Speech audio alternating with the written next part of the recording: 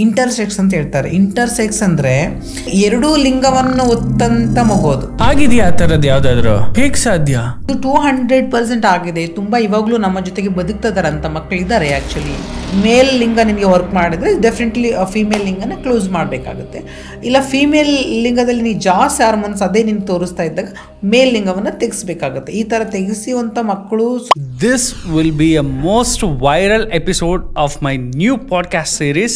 ನನ್ನ ಎಜುಕೇಶನ್ ಬಗ್ಗೆ ಅಷ್ಟೊಂದು ಹೇಳಕ್ ಇಷ್ಟಪಡಲ್ಲ. ನಿಮಗೆ ಈ ತರ ಬ್ಯಾಡ್ ಎಕ್ಸ್ಪೀರಿಯನ್ಸಸ್ ಆಗಿಲ್ವಾ? ಅಂದ್ರೆ ಪಬ್ ಅಂದ ತಕ್ಷಣನೇ ತುಂಬಾ ಜನ ಥಿಂಕ್ ಮಾಡೋದು ಬ್ಯಾಡ್ ಆಗಿ, ಫಿಮೇಲ್ಸ್ ಹೋದ್ರೆ, ಟ್ರಾನ್ಸ್ ವುಮೆನ್ಸ್ ಹೋದ್ರೆ. ಈ ಪಬ್ಗಳು ಯಾರ್ದು? ಈ ರೆಸಾರ್ಟ್ಗಳು ಯಾರ್ದು? ಈ ಬಾರ್ ಅಂಡ್ ರೆಸ್ಟೋರೆಂಟ್ಗಳು ಯಾರ್ದು?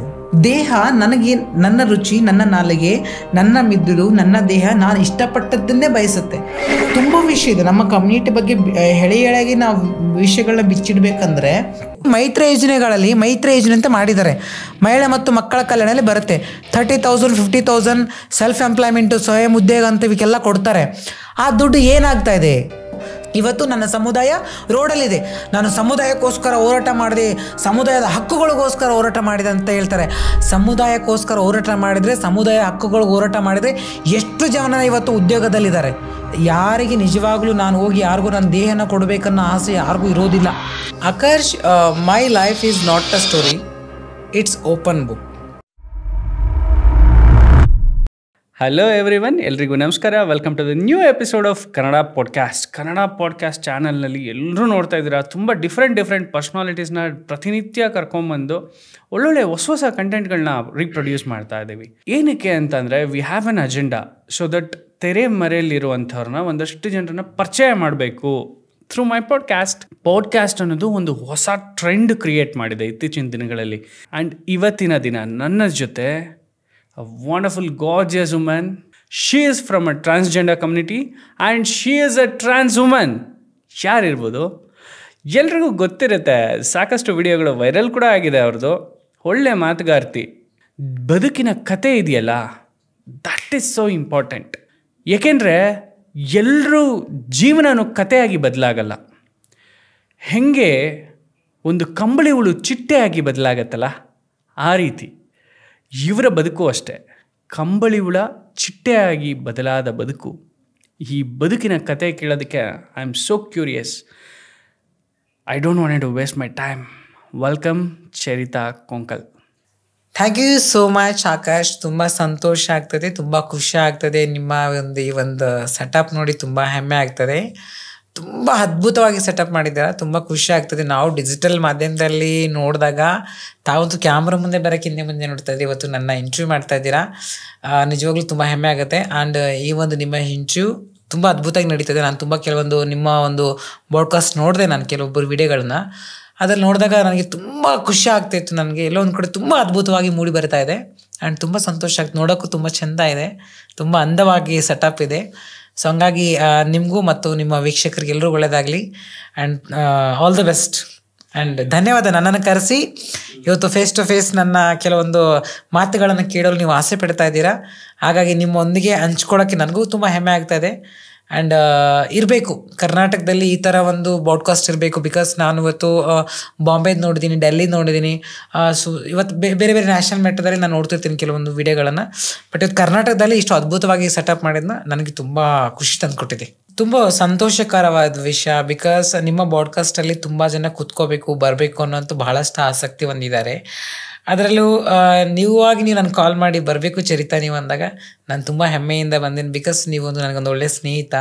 ಆ್ಯಂಡ್ ನಿಮ್ಮ ಹಳೆಯ ಪರಿಚಯ. ಸೊ ಹಂಗಾಗಿ ತುಂಬ ಖುಷಿ ಆಗ್ತದೆ, ತುಂಬ ಸಂತೋಷ ಆಗ್ತಾಯಿದೆ ನನಗಂತೂ. ನಿಮ್ಮ ಒಂದು ಪಾಡ್ಕಾಸ್ಟಲ್ಲಿ ಬಂದು ಕೂತ್ಕೊಂಡು ನಿಮ್ಮ ಜೊತೆಯಲ್ಲಿ ಮಾತಾಡ್ತಿರೋದು ನನಗೆ ಹೆಮ್ಮೆ ಅನ್ನಿಸ್ತದೆ. ಆ್ಯಂಡ್ ಎಷ್ಟೋ ಜನ ಇವತ್ತು ಆಸೆ ಪಡ್ತಿದ್ದಾರೆ, ಹೋಗಬೇಕು ಆಕರ್ಷಣ ಪಾಡ್ಕಾಸ್ಟ್ ಹೋಗಬೇಕು, ಕೂತ್ಕೋಬೇಕು, ಮಾತಾಡಬೇಕು ಅಂತ ತುಂಬ ಜನ ಅಂದ್ಕೊಂಡಿದ್ದಾರೆ. ನನಗೂ ಕೆಲವೊಂದು ಕಡೆಯಿಂದ ಬಂದಂಥ ವಿಷಯಗಳು. ಸೊ ಇವತ್ತು ಅಂದ್ಕೊಂಡೋರೋಕ್ಕಿಂತ ಮುಂಚೆ ಬೇಗ ನಾನು ಬಂದಿರೋದು, ನೀವು ನನ್ನ ಕರೆಸಿರೋದು, ತುಂಬ ಧನ್ಯವಾದ ನಿಮಗೆ. ತುಂಬ ಖುಷಿ ಆಗ್ತಾಯಿದೆ. ನಂದು ಒಂದು ಜೀವನ ಓಪನ್ ಬುಕ್ ಇದ್ದಂಗೆ. ಇವತ್ತು ನೀವೇನೇ ಪ್ರಶ್ನೆ ಕೇಳಿ ಖಂಡಿತವಾಗ್ಲೂ ಪ್ರತಿಯೊಂದು ಪ್ರಶ್ನೆಗೆ ಪ್ರತಿಯೊಂದು ವಿಷಯ ನಾನು ಹಂಚ್ಕೊತಾ ಹೋಗ್ತೀನಿ ನಿಮ್ಮ ಜೊತೆಗೆ. ಪ್ರತಿಯೊಂದು ಪ್ರಶ್ನೆಗೆ ಉತ್ತರ ಕೊಡ್ತಾ ಹೋಗ್ತೀನಿ ಖಂಡಿತವಾಗ್ಲೂ. Akarsh, my life is not a story, it's open book. ನನ್ನ ಜೀವನ ಕತೆ ಅಲ್ಲ, ತೆರೆದ ಪುಸ್ತಕವಿದ್ದಂಗೆ. ಸೊ ಹಂಗಾಗಿ ಯಾವ ಪುಟದಲ್ಲಿ ಯಾವ ಪ್ರಶ್ನೆ ಬೇಕಾದರೂ ಕೇಳಿ, ಆ ಪುಟದ ಪ್ರಶ್ನೆ ಅರ್ಥಪೂರ್ಣವಾಗಿ ನಿಮ್ಮೊಂದಿಗೆ ಹಂಚ್ಕೊತೀನಿ ಸಂತೋಷವಾಗಿ. ಚರಿತಾ ಕೊಂಕಲ್ ಮೂಲತಃ ಹುಟ್ಟಿದ್ದು ಉತ್ತರ ಕರ್ನಾಟಕದ ಒಂದು ಭಾಗದಲ್ಲಿ. ಉತ್ತರ ಕರ್ನಾಟಕದಲ್ಲಿ ಹುಟ್ಟಿದ ಹುಡುಗನಾಗಿ ಹುಟ್ಟಿದ ಇವರು ಹೆಣ್ಣು ಮಗಳಾಗಿ ಬದಲಾದ ರೀತಿಯೇ ಬೇರೆ. Thank you so much. ತುಂಬ ಟಿಪಿಕಲ್ ಆಗಿ ಮಾತಾಡ್ತಾ ಇದ್ದಾರೆ ಚರಿತಾ.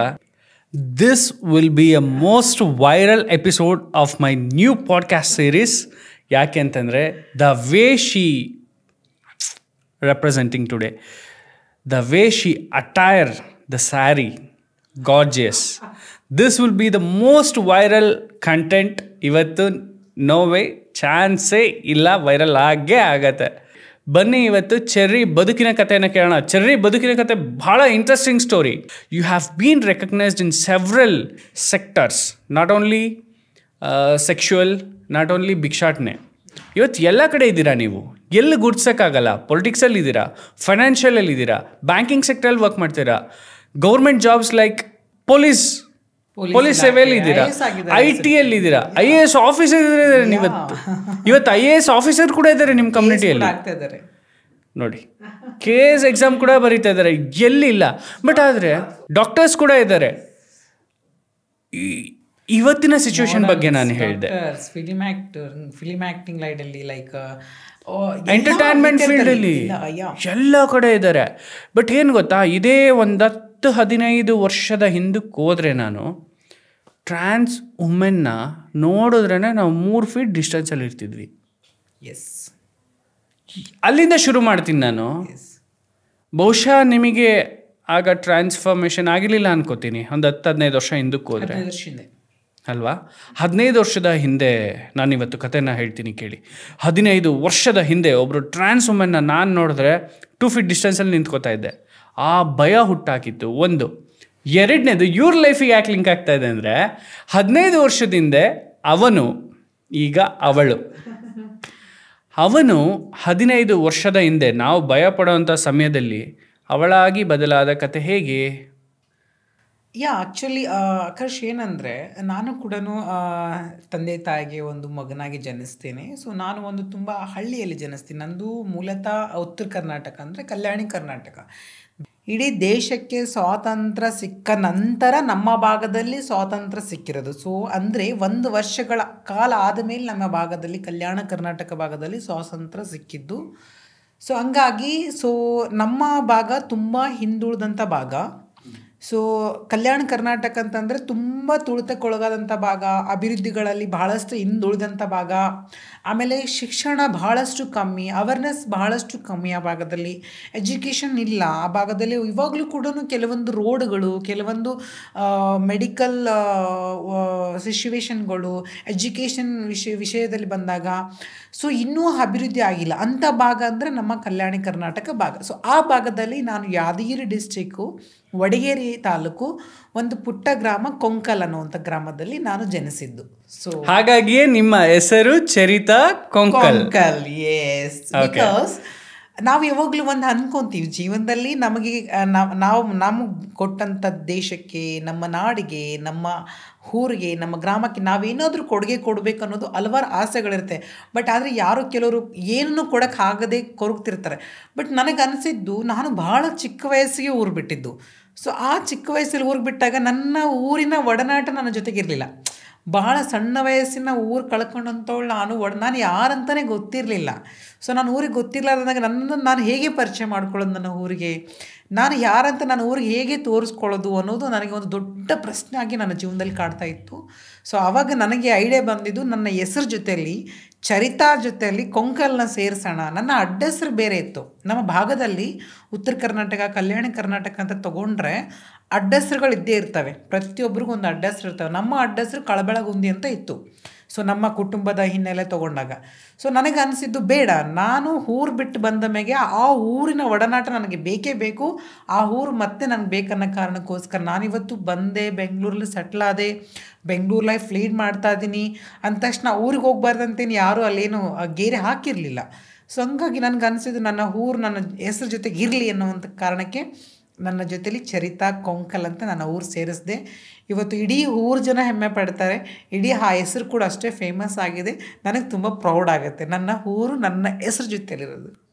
ಓಕೆ, ಸೊ ಮಗನಾಗಿ ಜನಿಸಿದ ನೀವು ಎಷ್ಟು ವಯಸ್ಸಿಗೆ ನಿಮಗೆ ಎಷ್ಟು ಬಾಲ್ಯದ ನೆನಪುಗಳು ಗಂಡಸಾಗಿ ಅಂದರೆ ಹುಡುಗನಾಗಿ ಬಾಲ್ಯದ ನೆನಪುಗಳ ಜೊತೆ ಹಂಚ್ಕೊಳ್ಬೇಕು ಅಂತಂದರೆ ಹೇಗಿತ್ತು ನಿಮ್ಮ ಜೀವನ, ನಿಮ್ಮ ಕುಟುಂಬ, ನಿಮ್ಮ ತಂದೆ ತಾಯಿಯ ಪ್ರೀತಿ ವಾತ್ಸಲ್ಯ? ಆಕಾಶ್, ಆ್ಯಕ್ಚುಲಿ ನಿಜ ಹೇಳಬೇಕಂತಂದರೆ ನನ್ನ ತಾತನ ಕುಟುಂಬಕ್ಕೆ ಮತ್ತು ನನ್ನ ಅಜ್ಜಿಯ ಕುಟುಂಬಕ್ಕೆ ಎರಡು ಕುಟುಂಬ ತೊಗೊಂಡಾಗ ನಮ್ಮ ಚಿಕ್ಕಪ್ಪರು ಈ ಕಡೆ, ಆ ಕಡೆ ನಮ್ಮ ಮಾವರು ಅತ್ತೆಯರು ಈ ಥರ ಇದ್ದೇ ಇರುತ್ತೆ. ತಾತನ ಕುಟುಂಬ ಆಮೇಲೆ ಅಜ್ಜಿಯ ಕುಟುಂಬ ಅಂತ ಬಂದಾಗ ನಮ್ಮ ಇಡೀ ಕುಟುಂಬದಲ್ಲಿ ಗಂಡು ಮಗು ಬೇಗ ಜನಿಸಿರಲ್ಲ. ಸೊ ಹೆಣ್ಣುಮಕ್ಕಳು ಜನಿಸಿರ್ತಾರೆ. ಆವಾಗ ನಾನು ಫಸ್ಟ್ ಮಗುವಾಗಿ ಜನಿಸಿರ್ತೀನಿ. ನಮ್ಮ ತಾಯಿ ಕುಟುಂಬ ಆಗಲಿ, ನಮ್ಮ ತಾತ ಕುಟುಂಬ ಆಗಲಿ, ಅಜ್ಜಿ ಕುಟುಂಬ ಆಗಲಿ, ನಾನು ಫಸ್ಟ್ನೇ ಗಂಡು ಮಗಾಗಿ ಜನಿಸಿದಾಗ ನಮ್ಮ ತಾತ ಆ್ಯಕ್ಚುಲಿ ಆ ಟೈಮಲ್ಲಿ ಗ್ರಾಮ ಪಂಚಾಯತಿ ಸದಸ್ಯರು ಕೂಡ ಆಗಿರ್ತಾರೆ ಆ ಟೈಮಲ್ಲೇ. ಸೊ ಆವಾಗ ನಮ್ಮ ತಾತ ತುಂಬ ಗ್ರ್ಯಾಂಡಾಗಿ ನನ್ನನ್ನು ವೆಲ್ಕಮ್ ಮಾಡ್ತಾರೆ. ಸೊ ತುಂಬ ಗ್ರ್ಯಾಂಡಾಗಿ ತೊಟ್ಟಿಲು ಕಾರ್ಯಕ್ರಮ ಅಂತೇಳಿ ಗಂಡು ಮಗು ಜನಿಸಿದೆ ಅಂತೇಳಿ ತುಂಬ ಗ್ರ್ಯಾಂಡಾಗಿ ನಮ್ಮ ತಾತ ನಮ್ಮನ್ನು ವೆಲ್ಕಮ್ ಮಾಡ್ತಾರೆ. ಸೊ ಅಂಥ ಸಂದರ್ಭದಲ್ಲಿ ತುಂಬ ಜನ ನಮ್ಮ ಮೇಲೆ ತುಂಬ ಗೌರವ ಇರುತ್ತೆ. ಯಾಕಂದರೆ ನಮ್ಮ ಅಜ್ಜಿ ಬಂದುಬಿಟ್ಟು ದಸ್ತಮ್ಮ ಅಂತೇಳಿ ಅವರು 100 ಇಯರ್ಸ್ ಬದುಕಿರ್ತಾರೆ. ಇನ್ನೊಂದು ಕಾರಣ ಏನಂದರೆ ನಾವು ಹುಲಿಗೆಮ್ಮನ ಪೂಜ್ಯರವ್ರು ನಾವು. ಸೊ ಅದಲ್ಲದೆ ನಮ್ಮ ಅಜ್ಜಿ ಬಂದುಬಿಟ್ಟು ಆವಾಗ ಸೋಲ್ಗಿತ್ತೆ ಅಂತಿರ್ತಾರೆ. ಡಾಕ್ಟರ್ಸ್ ಎಲ್ಲ ಇರಲಿಲ್ಲ ಹಳ್ಳಿ ಭಾಗದಲ್ಲಿ. ಹಂಗಾಗಿ ನಮ್ಮ ಅಜ್ಜಿ ಅಕ್ಕಪಕ್ಕ ಹಳ್ಳಿಗೂ ಕೂಡ ಫೇಮಸ್ ಇದ್ದರು. ಅವರು ಹೆರಿಗೆ ಮಾಡಿಸ್ತಾಯಿದ್ರು. ಹೆರಿಗೆ ಮಾಡಿಸುವಂಥವ್ರು ನಮ್ಮ ದಸ್ತಮ್ಮ ಅಂತೇಳಿ ಅಜ್ಜಿ. ಹಂಗಾಗಿ ನಮ್ಮದು ಸ್ವಲ್ಪ ಫೇಮಸ್ ಗೊತ್ತಿರೋಂಥದ್ದು, ಒಡನಾಟಿರುವಂಥದ್ದು ಚಂದಪ್ಪನ ಮನೆತನ, ದಸ್ತಮ್ಮನ ಮನೆತನ ಅಂದರೆ ಬಹಳಷ್ಟು ಜನಕ್ಕೆ ಪರಿಚಯ ಇತ್ತು. ಸೊ ಅಂಥ ಕುಟುಂಬದಲ್ಲಿ ನಾನು ಹುಟ್ಟಿದಾಗ ನನ್ನ ವೆಲ್ಕಮ್ ಕೂಡ ಅಷ್ಟೇ ಅದ್ಭುತವಾಗಿ ಇತ್ತು. ಆ ಟೈಮಲ್ಲಿ ಮಗುವಾಗಿ ಹುಟ್ಟಿದಾಗ ಗಂಡು ಮಗು ಜನಿಸಿದೆ ಏನಂತೇಳಿ ತುಂಬ ಸಂತೋಷದಿಂದ ನನ್ನನ್ನು ವೆಲ್ಕಮ್ ಮಾಡಿದರು ನಮ್ಮ ಮನೆ ಕುಟುಂಬದವರು. ಎಷ್ಟು ವರ್ಷ ನೀವು ಹುಡುಗನಾಗಿದ್ರಿ? ಎಲ್ಲಿವರೆಗೂ ಓದಿದಿರಾ? ಏನು ಕತೆ? ಆ್ಯಕ್ಚುಲಿ ನನ್ನ ಎಜುಕೇಷನ್ ಬಗ್ಗೆ ಅಷ್ಟೊಂದು ಹೇಳೋಕ್ಕೆ ಇಷ್ಟಪಡಲ್ಲ. ಬಿಕಾಸ್ ಆ ಎಜುಕೇಷನ್ ಅಂತ ನೆನೆಸ್ಕೊಂಡಾಗ ನನಗೆ ಭಾಳ ನೋವಾಗುತ್ತೆ, ತುಂಬ ಕಷ್ಟ ಆಗುತ್ತೆ, ತುಂಬ ಮನಸ್ಸಿಗೆ ಹಿಂಸೆ ಆಗುತ್ತೆ.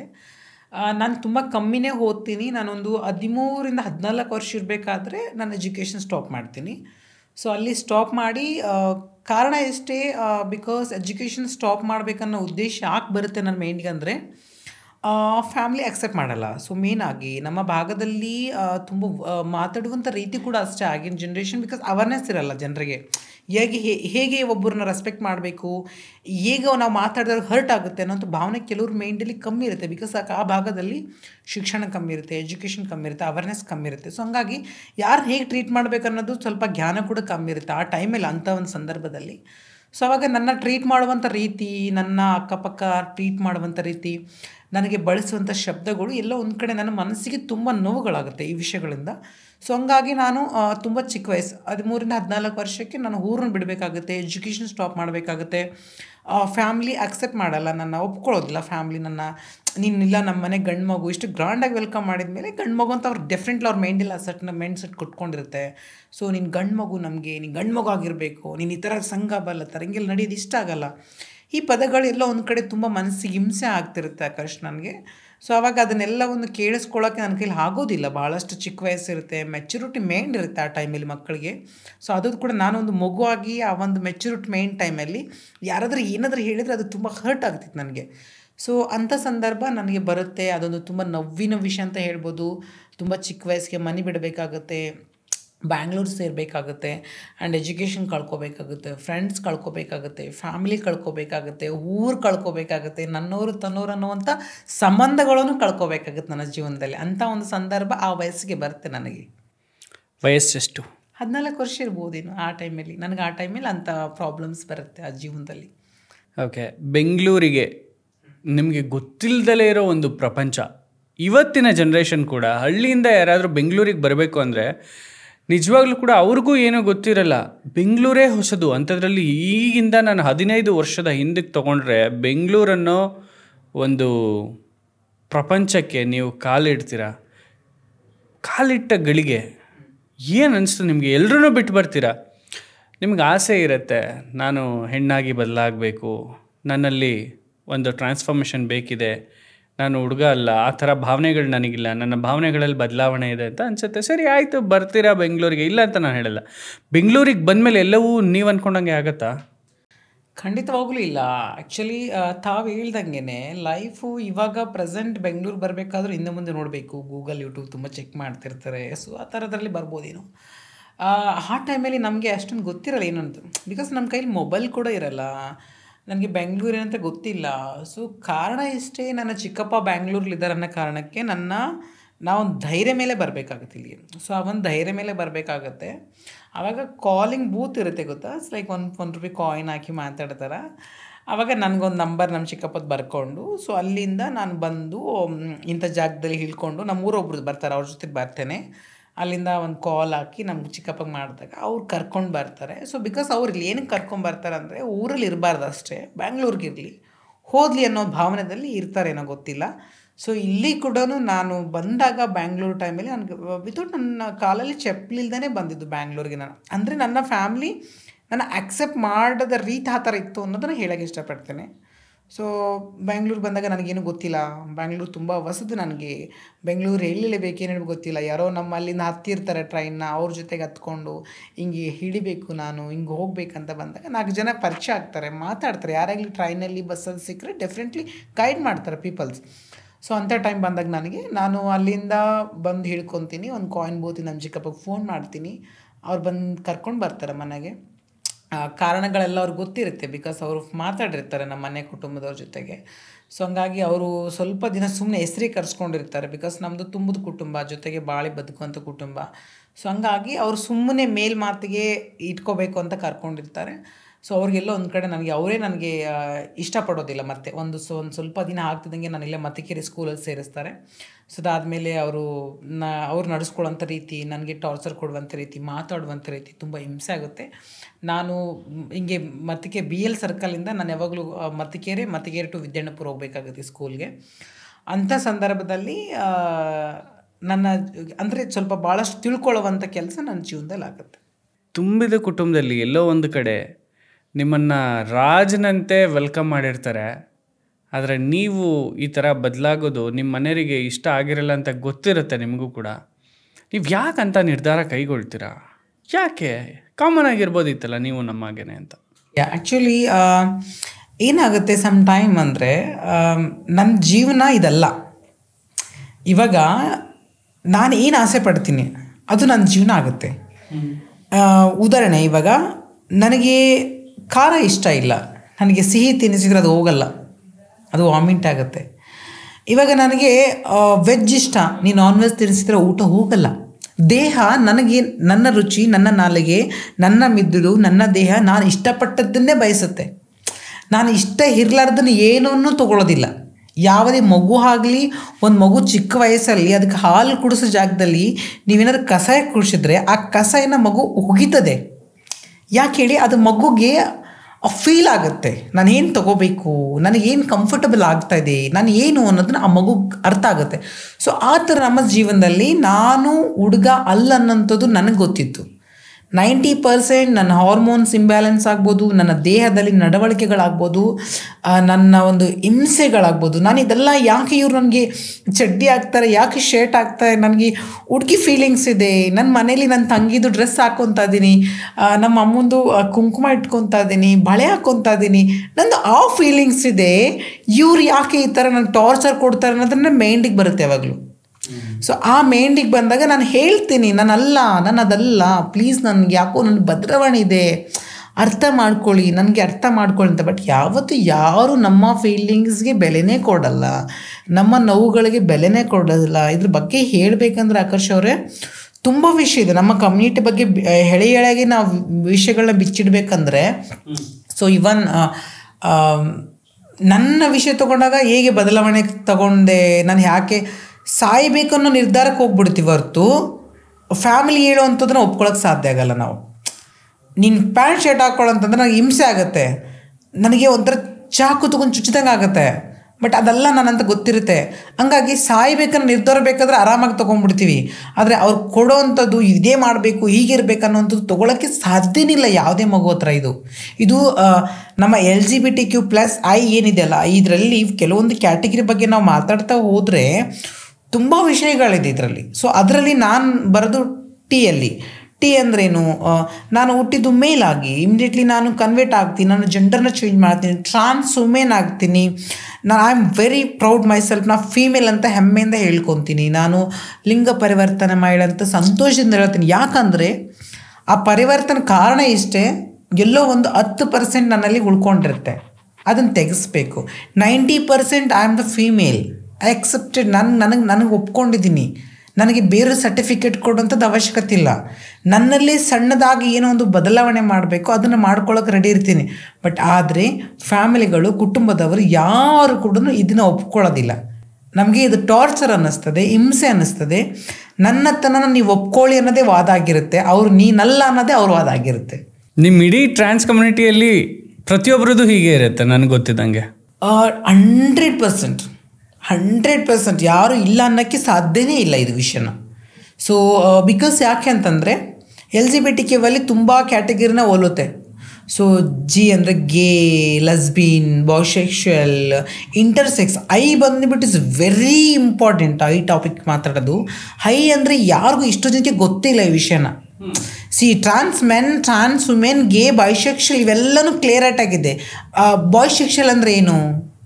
ಅವ್ರಿಗೆ ಹೆಂಗಸರ ಜೊತೆಗೂ ಇಷ್ಟ ಆದರೆ ಇರ್ತಾರೆ, ಗಂಡ ಜೊತೆಗೆ ಇಷ್ಟ ಆದರೆ ಇರ್ತಾರೆ. ಅವ್ರು ಯಾರ ಜೊತೆ ಬೇಕಾದ್ರೂ ಲಿವಿಂಗ್ ರಿಲೇಷನ್ಶಿಪ್ ಮಾಡುವಂಥ ಅರ್ಹತೆ ಅವ್ರು ಇಬ್ಬರ ಜೊತೆಗೂ ಮಾಡ್ಬೋದು.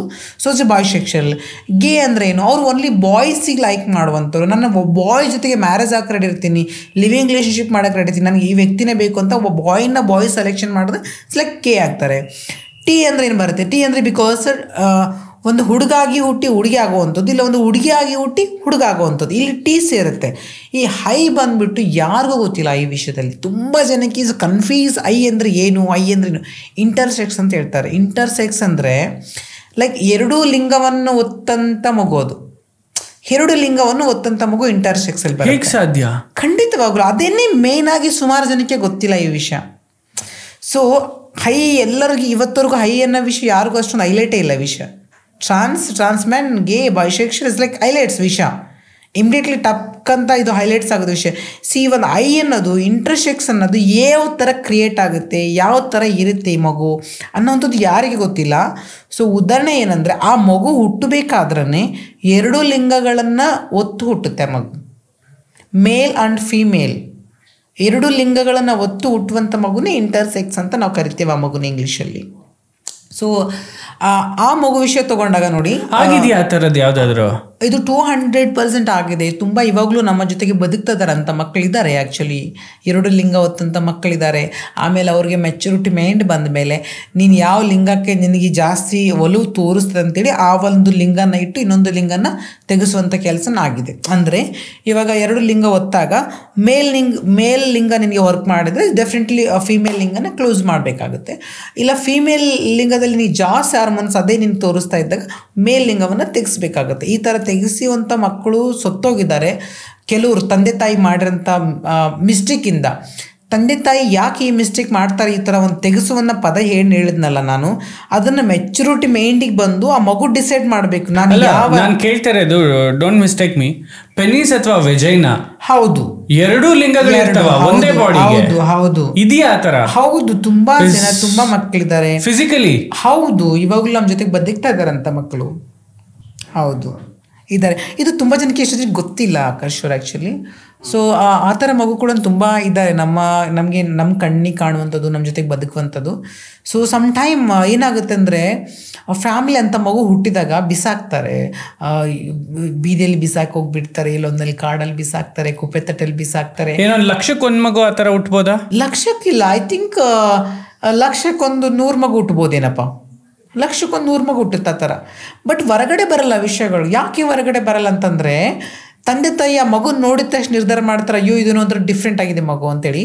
ಅದನ್ನು ವೈರಲ್ ಮಾಡೋಕ್ಕೆ ಇಷ್ಟಪಡಲ್ಲ ವಿಷಯನ, ಅದನ್ನು ಮುಚ್ಚಾಕುವನ್ನ ಕೆಲಸ ಮಾಡ್ತಾರೆ. ಕೆಲವು ತಂದೆ ತಾಯಿಗಳು ಏನು ಮಾಡ್ತಾರೆ, ಎಲ್ಲೋ ಒಂದು ಕುಪ್ಪೆ ತಟ್ಟೆ ಬಿಸಾಕ್ತಾರೆ, ನಾಯಿಗಳು ತಿಂತವೆ, ನರಿಗಳು ತಿಂತವೆ ಅಂತ ಮಕ್ಕಳು ತುಂಬ ಹೊರಗಡೆ ಬರೋದಿಲ್ಲ. ಮೋರಿಗೆ ಬಿಸಾಕ್ತಾರೆ, ಹರಿಯ ನೀರಿಗೆ ಬಿಸಾಕ್ತಾರೆ.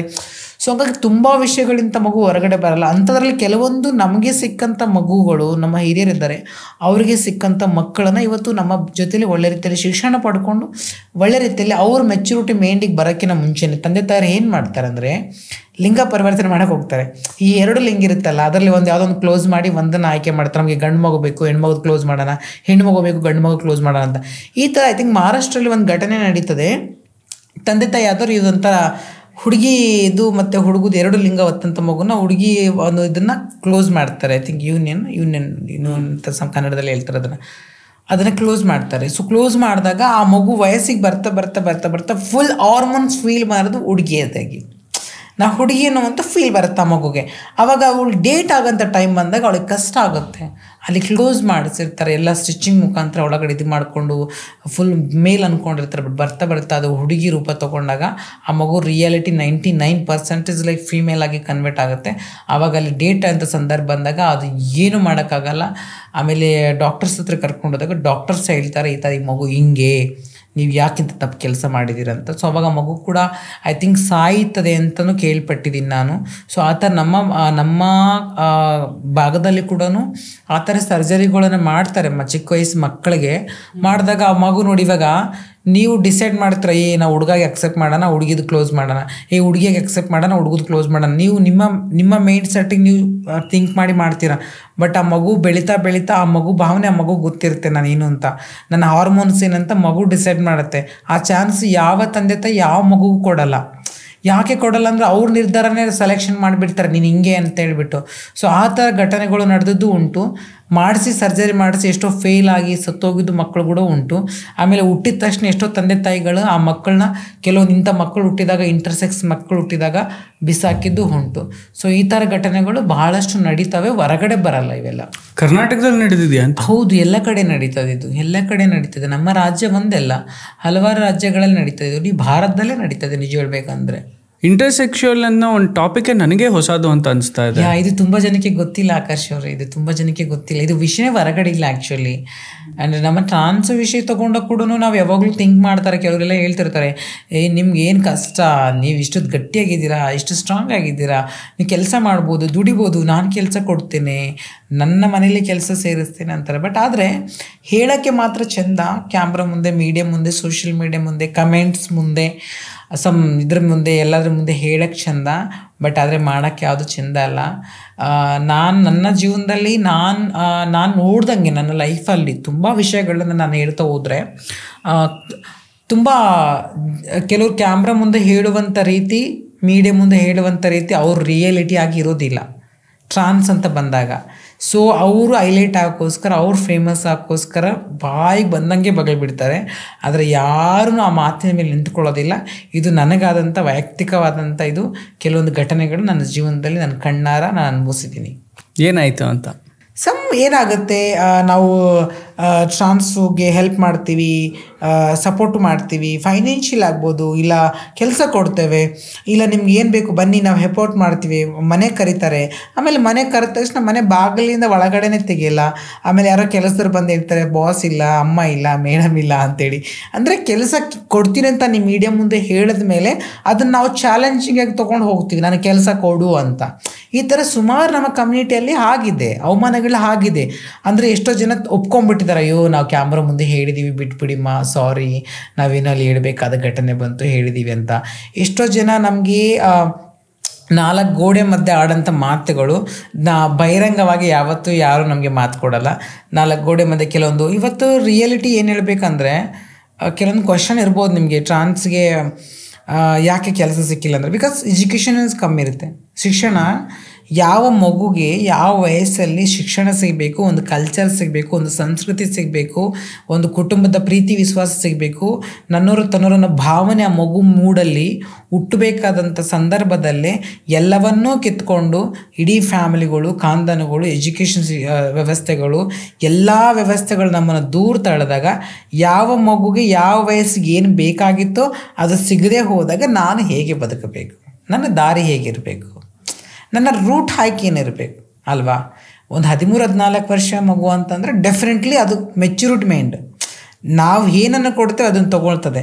ನಮಗೆ ಏನನ್ನೂ ಸಿಗೋದಿಲ್ಲ, ಸ್ವಲ್ಪ ಝೀರೋ. ಆ ವಯಸ್ಸಿಗೆ ನಾವೇನನ್ನೂ ಕಲಿಯೋದಿಲ್ಲ.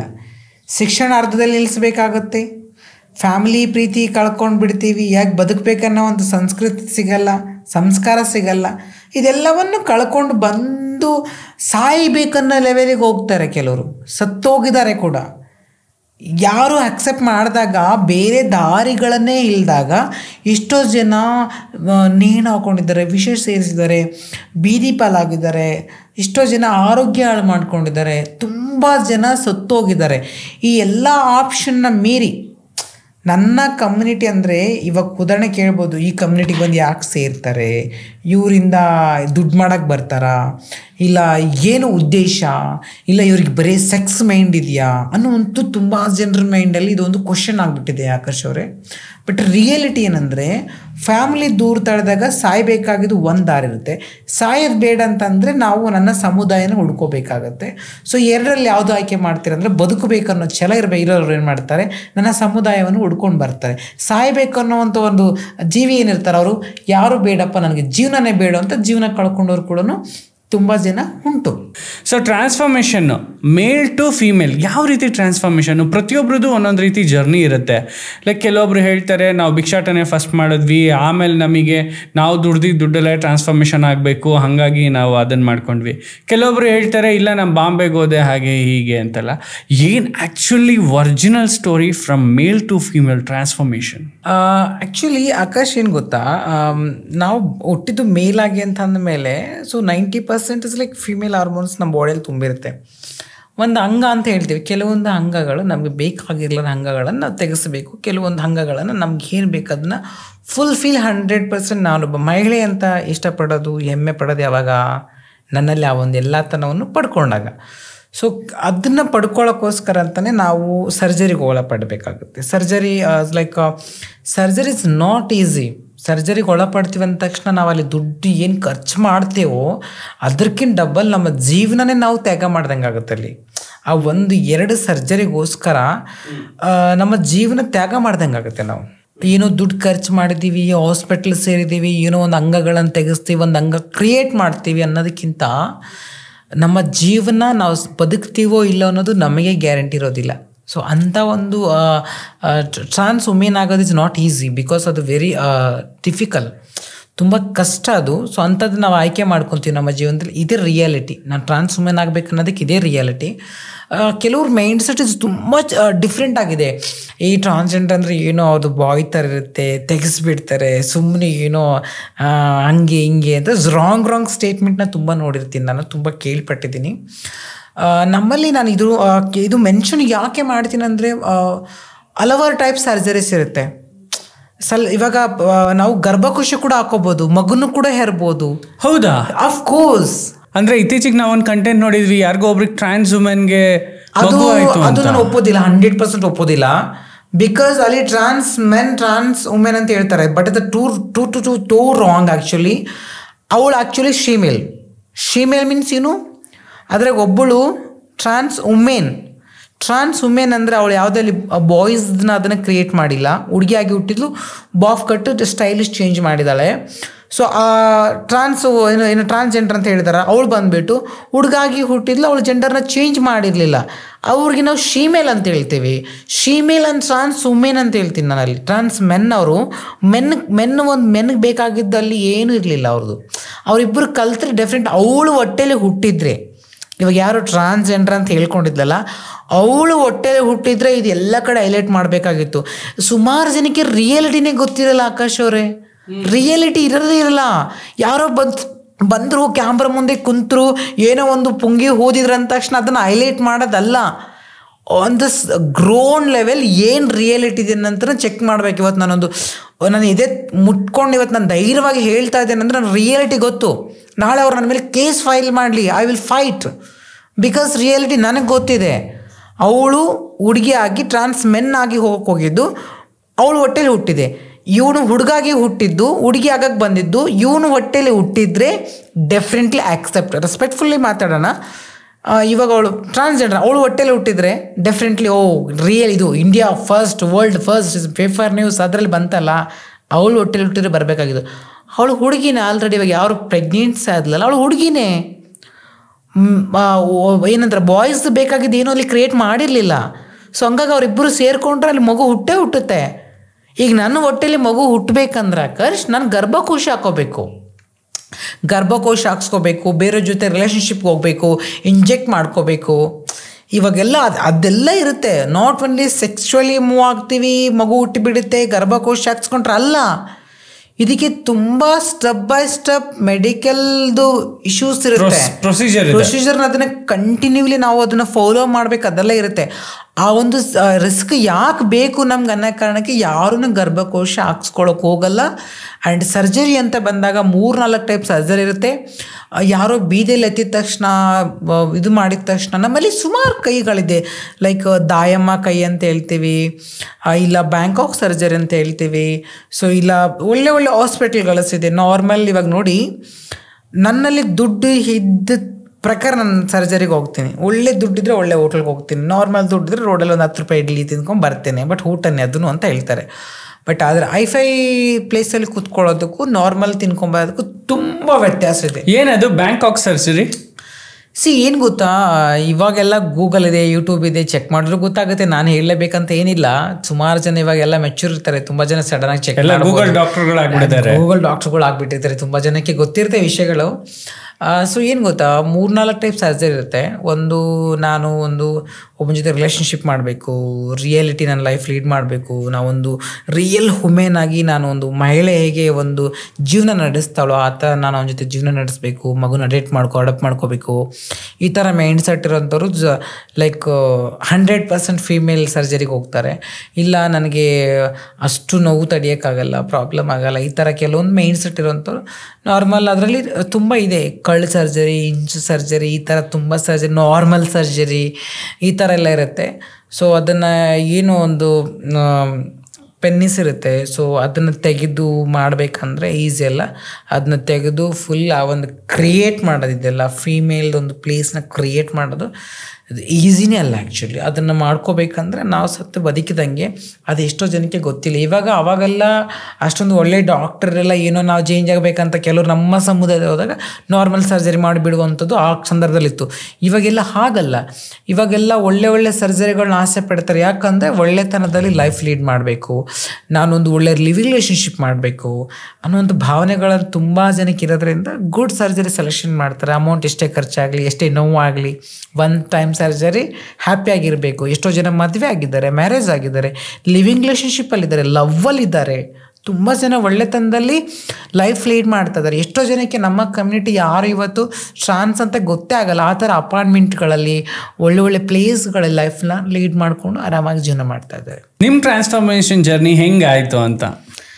ಆಲ್ಮೋಸ್ಟ್ ಒಂದು 18 ವರ್ಷವರೆಗೂ ಕಾಯ್ಬೇಕಾಯ್ತು ನಾನು. ನಮ್ಮ ಕಮ್ಯುನಿಟಿಯಲ್ಲಿ ಸಡನ್ಲಿ ಯಾರನ್ನೂ ಸರ್ಜರಿ ಮಾಡಲ್ಲ, ನಮ್ಮನ್ನು ಕಾಪಾಡ್ಕೊತಾರೆ. ಇಲ್ಲ ಆ್ಯಕ್ಚುಲಿ ನಾನು ನಿಜ ಹೇಳ್ಬೇಕಂತಂದರೆ ನನಗೆ ಅಟ್ರಾಕ್ಷನ್ ಇಸ್ ಡಿಫ್ರೆಂಟ್ ಇತ್ತು ನಂದು. ಸೊ ಹಂಗಾಗಿ ನಿಮಗೆ ಮೇಲ್ಸ್ ಪ್ರಾಮ್ಸ್ ಜನರೇಟ್ ಆಗ್ತಿರ್ಲಿಲ್ಲ? ಇಲ್ಲ, ಬಿಕಾಸ್ ನನಗೆ ನಮ್ಮ ಟಾರ್ಚರ್ಗಳು ಈ ಪ್ರಾಬ್ಲಮ್ಗಳನ್ನ ಫೇಸ್ ಮಾಡೋದ್ರಲ್ಲೇ ನನ್ನ ಜೀವನ ಕಳೀತಾ ಇತ್ತು. ಹಂಗಾಗಿ ನನಗೆ ಆ ಥರ ಯಾವತ್ತೂ ಭಾವನೆ ಬರಲಿಲ್ಲ ಆ ವಯಸ್ಸಿಗೆ. ಕೆಲವ್ರಿಗೆ ಬರುತ್ತೆ, ಬರಲ್ಲ ಅಂತ ನಾನು ಹೇಳಕ್ಕೆ ಸಾಧ್ಯನೇ ಇಲ್ಲ. ಕೆಲವ್ರ ಬಾಡಿ ಮೇಲೆ ಡಿಫ್ರೆಂಟ್ ಆಗುತ್ತೆ. ಸೊ ನನ್ನ ಬಾಡಿ ಯಾವ ಥರ ತಗೋತದೆ, ನನ್ನ ಬಾಡಿ ಯಾವ ಥರ ರಿಯೇಕ್ಟ್ ಮಾಡುತ್ತೆ ಅದ್ರ ಮೇಲೆ. ಕೆಲವೊಬ್ರು ಬಾಡಿ ಮೇಲೆ ರಿಯೇಕ್ಟ್ ಮಾಡುತ್ತೆ. ನನ್ನ ಬಾಡಿಗೆ ಆ ಥರ ನನ್ನ ಇದರಲ್ಲಿ ಯಾವತ್ತೂ ಆ ಥರ ಅನ್ನಿಸ್ಲಿಲ್ಲ, ಫೀಲಿಂಗೇ. ಬಿಕಾಸ್ 90% ಹಾರ್ಮೋನ್ಸ್ ಫಿಮೇಲ್ ಹಾರ್ಮೋನ್ಸ್ ಇರೋದ್ರಿಂದ ಅಂಥವ್ರಿಗೆ ಅದು ತೋರಿಸ್ಕೊಡೋದಿಲ್ಲ. ಒಂದಿಲ್ಲ ಒಂದು ಕಡೆ 50%, 20%, 30% ಈ ಥರ ಇರೋದ್ರಿಂದ ಅವ್ರಿಗೆ ಅದನ್ನು ತೋರಿಸ್ಕೊಡುತ್ತೆ. ಸೊ ನಂದು ಆಲ್ಮೋಸ್ಟು ನನ್ನ ಜೆಂಡರ್ ಆಲ್ರೆಡಿ ನನ್ನ ಫೀಮೇಲ್ ಹಾರ್ಮೋನ್ಸ್ ನನಗೆ ಜಾಸ್ತಿ ಕನೆಕ್ಷನ್ ಆಗೋದ್ರಿಂದ ಸೊ ಎಲ್ಲೊಂದು ಕಡೆ ನನಗೆ ಆ ಭಾವನೆ ಬರಲಿಲ್ಲ ಆ ಟೈಮಲ್ಲಿ. ನನಗೆ ಅದ್ರ ಬಗ್ಗೆ ಇದೇ ಅನಿಸ್ಲಿಲ್ಲ ನನಗೇನು ಅಂತ. ಆ ಕಾನ್ಸಂಟ್ರೇಷನ್ ಇಲ್ಲ ನನಗಿರಲಿಲ್ಲ. ನಾನು ಫೀಮೇಲ್ ಅಷ್ಟೇ ನನ್ನ ಮೈಂಡಿಗೆ ಬರೋದು. ಇವ್ರು ಯಾಕೆ ಈ ಥರ ಡ್ರೆಸ್ ಹಾಕ್ತಾರೆ, ಈ ಥರ ಡ್ರೆಸ್ ಅಲ್ಲ, ನಾನು ಈ ಥರ ಇದರಲ್ಲಿ ಫೈಟ್ ಇತ್ತು ನಂದು ಹೊರತು ಈ ಸೆಕ್ಷುವಾಲಿಟಿ ಬಗ್ಗೆ ಹಿಂಗೂ ಸರ್ಜರಿ ಮಾಡ್ಕೋಬೇಕು ಇದು ಗೊತ್ತಿರಲಿಲ್ಲ ನನಗೆ. ಸರ್ಜರಿ ಮಾಡ್ಕೋಬೇಕು, ಹಿಂಗಾಗಬೇಕು, ಈ ಥರ ಸೆಕ್ಸಿಗೆ ನಾವು ಇನ್ನೊಬ್ಬರ ಜೊತೆ ಹೋಗ್ಬೇಕು, ಇವೆಲ್ಲ ಏನು ಗೊತ್ತಿರಲ್ಲ. ಇದೆಲ್ಲ ಜೀರೋ ನಾಲೆಡ್ಜ್ ಅವಾಗೆಲ್ಲ ನಮಗೆ. ಸೊ 18 ವರ್ಷ ನಿಮ್ಮನ್ನು ಕಾಪಾಡ್ಕೊಂಡು ಬಂದಿರ್ತಾರೆ, ಮುಂದೇನಾಗುತ್ತೆ? ನನ್ನ 18 ವರ್ಷ ಒಳಗಡೆ ಆಗಿರುತ್ತೆ ಸರ್ಜರಿ. 18 ವರ್ಷ ಕಾಪಾಡ್ಕೊತಾರೆ ಅನ್ನೋದ್ರಾಗ ನಮ್ಮನ್ನು ಫ್ಯಾಮಿಲಿಯಿಂದ ಟಾರ್ಚರ್ ಆಗಬಾರ್ದು, ತೊಂದರೆ ಆಗ್ಬಾರ್ದು, ಕೆಲವು ಫ್ಯಾಮಿಲಿ ಅಟ್ಯಾಕ್ ಮಾಡ್ತಾರೆ, ಪ್ರಾಬ್ಲಮ್ ಮಾಡ್ತಾರೆ ಅನ್ನೋ ಕಾರಣಕ್ಕೆ ಅಲ್ಲಿವರೆಗೂ ನಮ್ಮ ಕಮ್ಯುನಿಟಿ ಕಾಪಾಡುತ್ತೆ. ಸೊ ಬ್ಯಾಂಗ್ಳೂರು ಫಸ್ಟ್ ಬರ್ತೀನಿ, ಬ್ಯಾಂಗ್ಳೂರಿಂದ ಮುಂಬೈಗೆ ಹೋಗ್ತೀನಿ, ಮುಂಬೈಲಿ ಇರ್ತೀನಿ ನಾನು. ಸೊ ಅಲ್ಲಿಂದ ನನ್ನ ಸರ್ಜರಿಗಳಾಗುತ್ತೆ. ಅದು ಬ್ಯಾಂಗ್ಳೂರಲ್ಲಿ ನನ್ನ ಸರ್ಜರಿಗಳಾಗುತ್ತೆ ಒಳ್ಳೆ hospital I can't mention. So ಇದರಲ್ಲಿ ಒಳ್ಳೊಳ್ಳೆ ಹಾಸ್ಪಿಟ್ಲಲ್ಲಿ ನನಗೆ ಸರ್ಜರಿ ಆಗುತ್ತೆ. ನನಗೆ ಫೈನಾನ್ಷಿಯಲಿ ತುಂಬ ಸಪೋರ್ಟು ಆಗುತ್ತೆ ನಮ್ಮ ಗುರುಗಳದ್ದು. ಸರ್ಜರಿ ಆದಮೇಲೆ ಬದಲಾವಣೆ ಆಗುತ್ತೆ. ನನ್ನ ಹುಡುಗಿ ಅನ್ನೋದನ್ನು ಅಲ್ಲಿ ಬದಲಾವಣೆ ಆಗುತ್ತೆ. ಬದಲಾವಣೆ ಆದಮೇಲೆ ನನ್ನ ಕಮ್ಯುನಿಟಿ ಜೊತೆಗೆ ನನ್ನ ಲೈಫ್ನ ಲೀಡ್ ಮಾಡೋಕ್ಕೆ ಸ್ಟಾರ್ಟ್ ಮಾಡ್ತೀನಿ. ಸೊ ನಿಮ್ಮ ಜರ್ನಿ ಅಂದರೆ ಟ್ರಾನ್ಸ್ ವುಮೆನ್ನ ಒಂದು ಜರ್ನಿ ಸ್ಟಾರ್ಟ್ ಆಗೋದೇ ಸೆಕ್ಷುವಲ್ ವರ್ಕಿಂದ ಮತ್ತು ಭಿಕ್ಷಾಟನೆಯಿಂದ. ನಿಮ್ಮದು ಕೂಡ ಸೇಮ್ ಸ್ಟೋರಿನಾ? ಆ್ಯಕ್ಚುಲಿ ಸುಮಾರು ಟ್ರೂತ್ ಇಸ್ ಟ್ರೂತ್ ಹೇಳ್ತೀನಿ ನಾನು. ಏಕೆಂದರೆ ಬಿಕಾಸ್ ಸುಮಾರು ಜನ ಅನ್ಕೊಳ್ಳೋದು ಸೆಕ್ಸಿಂದನೇ ಬಿಗಿಂಗಿಂದನೇ ಅಂತಂತಾರೆ. ನಾನು ಫಸ್ಟ್ ಫ್ಯಾಮ್ಲಿಯಿಂದ ಬಂದಾಗ ನನ್ನ ಕಮ್ಯುನಿಟಿ ಜೊತೆ ಸೇರಿಕೊಂಡಾಗ ಅವರು ಕೆಲವೊಂದು ಆಪ್ಷನ್ ಇಡ್ತಾರೆ. ಸೊ ಏನಂತ, ನಮ್ಮಲ್ಲಿ ದೊಡ್ಡ ಇರ್ತಾರೆ, ನಾಯಕ್ ಅಂತ ಇರ್ತಾರೆ, ದೊಡ್ಡವ್ರು ಇರ್ತಾರೆ, ಗುರುಗಳಂತ ಇರ್ತಾರೆ. ಅವ್ರ ಮನೆಯಲ್ಲಿ ಸುಮಾರು ಜನ ಕಲೆಕ್ಷನ್ಗೆ ಸೆಕ್ಸ್ ವರ್ಕ್ ಹೋದರೆ ಕೆಲವರು ಅವ್ರು ನೋಡ್ಕೊಳ್ಳೋಕ್ಕೆ ನಂಬಿಕಸ್ತರು ಬೇಕು. ಅವರು ಅಡುಗೆ ಮಾಡೋವಂಥದ್ದು, ಅವ್ರ ಪಾತ್ರೆ ತೊಳೆಯೋದು, ಅವ್ರಿಗೆ ಕ್ಲೀನಾಗಿ ಇಡಬೇಕು ಮನೇನ. ಸೊ ಅಂಥವ್ರನ್ನ ಕ್ಲೀನಾಗಿರೋಂಥವ್ರನ್ನ ಕೆಲವ್ರು ಬೇಕಂತ ಆಯ್ಕೆ ಮಾಡ್ಕೊಂಡಿರ್ತಾರೆ. ಅವ್ರು ಎಲ್ಲಾದ್ರೂ ನ್ಯಾಯ ಪಂಚಾಯಿತಿ ಮಾಡೋಕ್ಕೆ ಹೋದರೆ ಅವ್ರ ಬ್ಯಾಗ್ಗಳನ್ನ ಹಿಡ್ಕೊಂಡು ನಾವು ಹೋಗ್ಬೇಕು, ಅವ್ರ ಹಿಂದೆ ಅವ್ರ ವ್ಯವಹಾರಗಳಿಗೆ ನಾವು ಹೋಗಬೇಕು, ಜೊತೆಗೆ ಕರ್ಕೊಂಡು ಹೋಗ್ತಾರೆ. ಅಂಥ ಆಪ್ಷನ್ನ ಬಂದಿದ್ದು ನನಗೆ. ಸೊ ಬಿಕಾಸ್ ಸ್ಟಾರ್ಟಿಂಗ್ ಬಂದಾಗ ನನಗೆ ಕೇಳ್ತಾರೆ ಅವರು, ನೀನು ಭಿಕ್ಷಾಟನೆ ಮಾಡ್ತೀಯಾ ಅಂಥೇಳಿ. ನಮ್ಮ ಗುರು ಅಂತ ಒಬ್ಬರನ್ನ ಮೆನ್ಷನ್ ಮಾಡ್ತಾರೆ. ಅವ್ರಿಗೆ ಕೇಳ್ತೀನಿ, ಹಂಗಂದ್ರೆ ಏನು ಮಮ್ಮಿ ಹೋಗಿ ಭಿಕ್ಷೆ ಬಿಡಬೇಕಾ ಅಂತ ಕೇಳ್ತೀನಿ. ಅವ್ರು ಹೇಳ್ತಾರೆ, ನಾನು ಕರ್ಕೊಂಡು ಹೋಗ್ತೀನಿ ಬಾ ಅಂತ. ಒನ್ ಡೇ ಅವ್ರು ಕರ್ಕೊಂಡು ಹೋಗ್ತಾರೆ. ಕರ್ಕೊಂಡು ಹೋದಾಗ ಅದು ಕೈ ಚಾಚಿ ಕೇಳುವಂಥದ್ದು, ಕೆಲವ್ರು ನಡ್ಕೊಳ್ಳೋ ರೀತಿ ನನಗೆ ತುಂಬ ಇರಿಟೇಟ್ ಆಗುತ್ತೆ. ಬಿಕಾಸ್ ನಾನು ಒಳ್ಳೆ ಮನೆತನದಲ್ಲಿ, ಅಂದರೆ ನಮ್ಮ ತಾತ ನನಗೋಸ್ಕರ ಆ ವಯಸ್ಸಲ್ಲಿ ನನ್ನ ಮಗು ನಮ್ಮಮ್ಮ ಏನೋ 4 ದಿನ ಬಿಟ್ಟೋಗಿದ್ರೆ ಅನ್ನೋ ಕಾರಣಕ್ಕೇ ಹಸು ಸಿಕ್ಕಿಲ್ಲ ಅಂತ ಹೆಮ್ಮೆನೇ ತಂದು ಕಟ್ಟಿಬಿಡ್ತಾರೆ. ಹಾಲು ಬೇಕು ನಮ್ಮ ಮಗುಗೆ ಅನ್ನೋದು, ಆ ಥರ ನನ್ನ ಬೆಳೆಸಿರ್ತಾರೆ ನನ್ನ ಫಸ್ಟ್ ಸ್ಟಾರ್ಟಿಂಗ್ ಜೀವನದಲ್ಲಿ. ಆವಾಗ ಇಲ್ಲಿ ಯಾರೋ ಹೋಗಿ ಕೈ ಚಾಚೋದು, ಯಾರೋ ಏನಂದಾಗ ನಾನು ಕಣ್ಣೀರು ಹಾಕ್ತೀನಿ, ನೋವು ಪಡ್ತೀನಿ, ಬೇಜಾರಾಗುತ್ತೆ, ಅವಮಾನ ಅನುಭವಿಸ್ತೀನಿ. ಒಂದು 2-3 ದಿನ ಭಿಕ್ಷಾಟನೆಗೆ ಹೋದಾಗ ಆವಾಗ ನಾನು ನಮ್ಮ ಗುರುಗೆ ಹೇಳ್ತೀನಿ, ನನಗೆ ಇಷ್ಟ ಆಗ್ತಾಯಿಲ್ಲ ಗುರು, ನನಗೆ ಜೀವನ ಬೇಡ, ನನಗೆ ನೋವು ಆಗುತ್ತೆ ತುಂಬ. ನನಗೆ ಯಾವತ್ತೂ ನಾನು ಈ ಥರ ಲೈಫ್ ನೀಡ್ ಮಾಡಿಲ್ಲ, ನಮ್ಗೆ ಗೊತ್ತಿಲ್ಲ. ಯಾರೋ ಹತ್ರ ಹೋಗಿ ನಾವು ಕೈ ಚಾಚಬೇಕಂದಾಗ ತುಂಬ ಕಷ್ಟ ಆಗುತ್ತೆ, ತುಂಬ ನೋವು ಆಗುತ್ತೆ.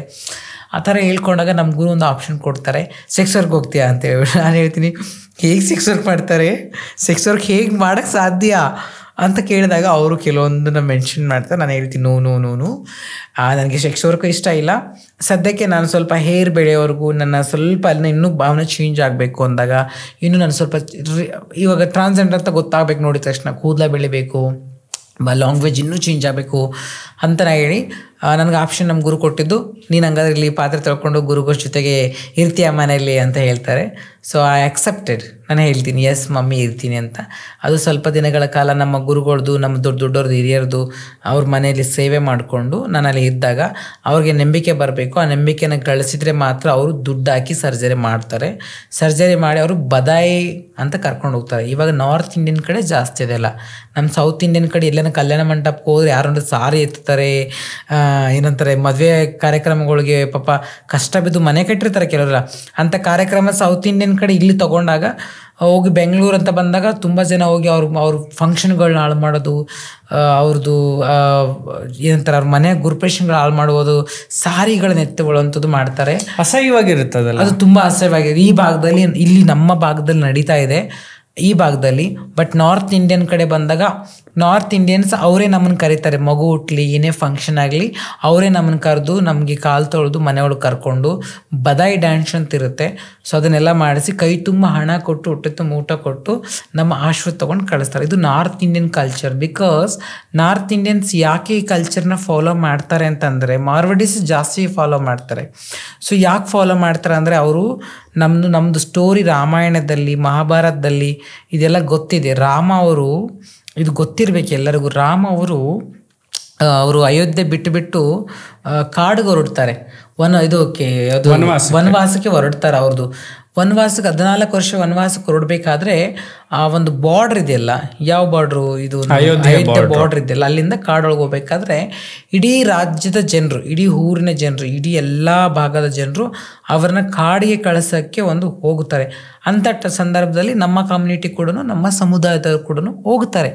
ಸೊ ಹೋದಾಗ ಅವರೊಂದು ಮಾತು ಹೇಳ್ತಾರೆ ರಾಮ ಅವರು, ಶ್ರೀರಾಮಚಂದ್ರ ಏನು ಹೇಳ್ತಾರೆ ಅಂದರೆ, ನೀವು ಗಂಡಸು ಹೆಂಗಸು ಬಂದಿದ್ದೀರೋ ನಿಮ್ಮ ಮಕ್ಕಳನ್ನ ಕರ್ಕೊಂಡು ನಿಮ್ಮ ಮನೆಗಳಿಗೆ ಹೋಗಿ, ನಾವು ಮರಳಿ ಬಂದ ನಂತರ ನೀವು ನಮ್ಮನ್ನು ಸ್ವಾಗತ ಮಾಡಿ ಅಂತ ಹೇಳಿ ಹೋಗ್ತಾರೆ.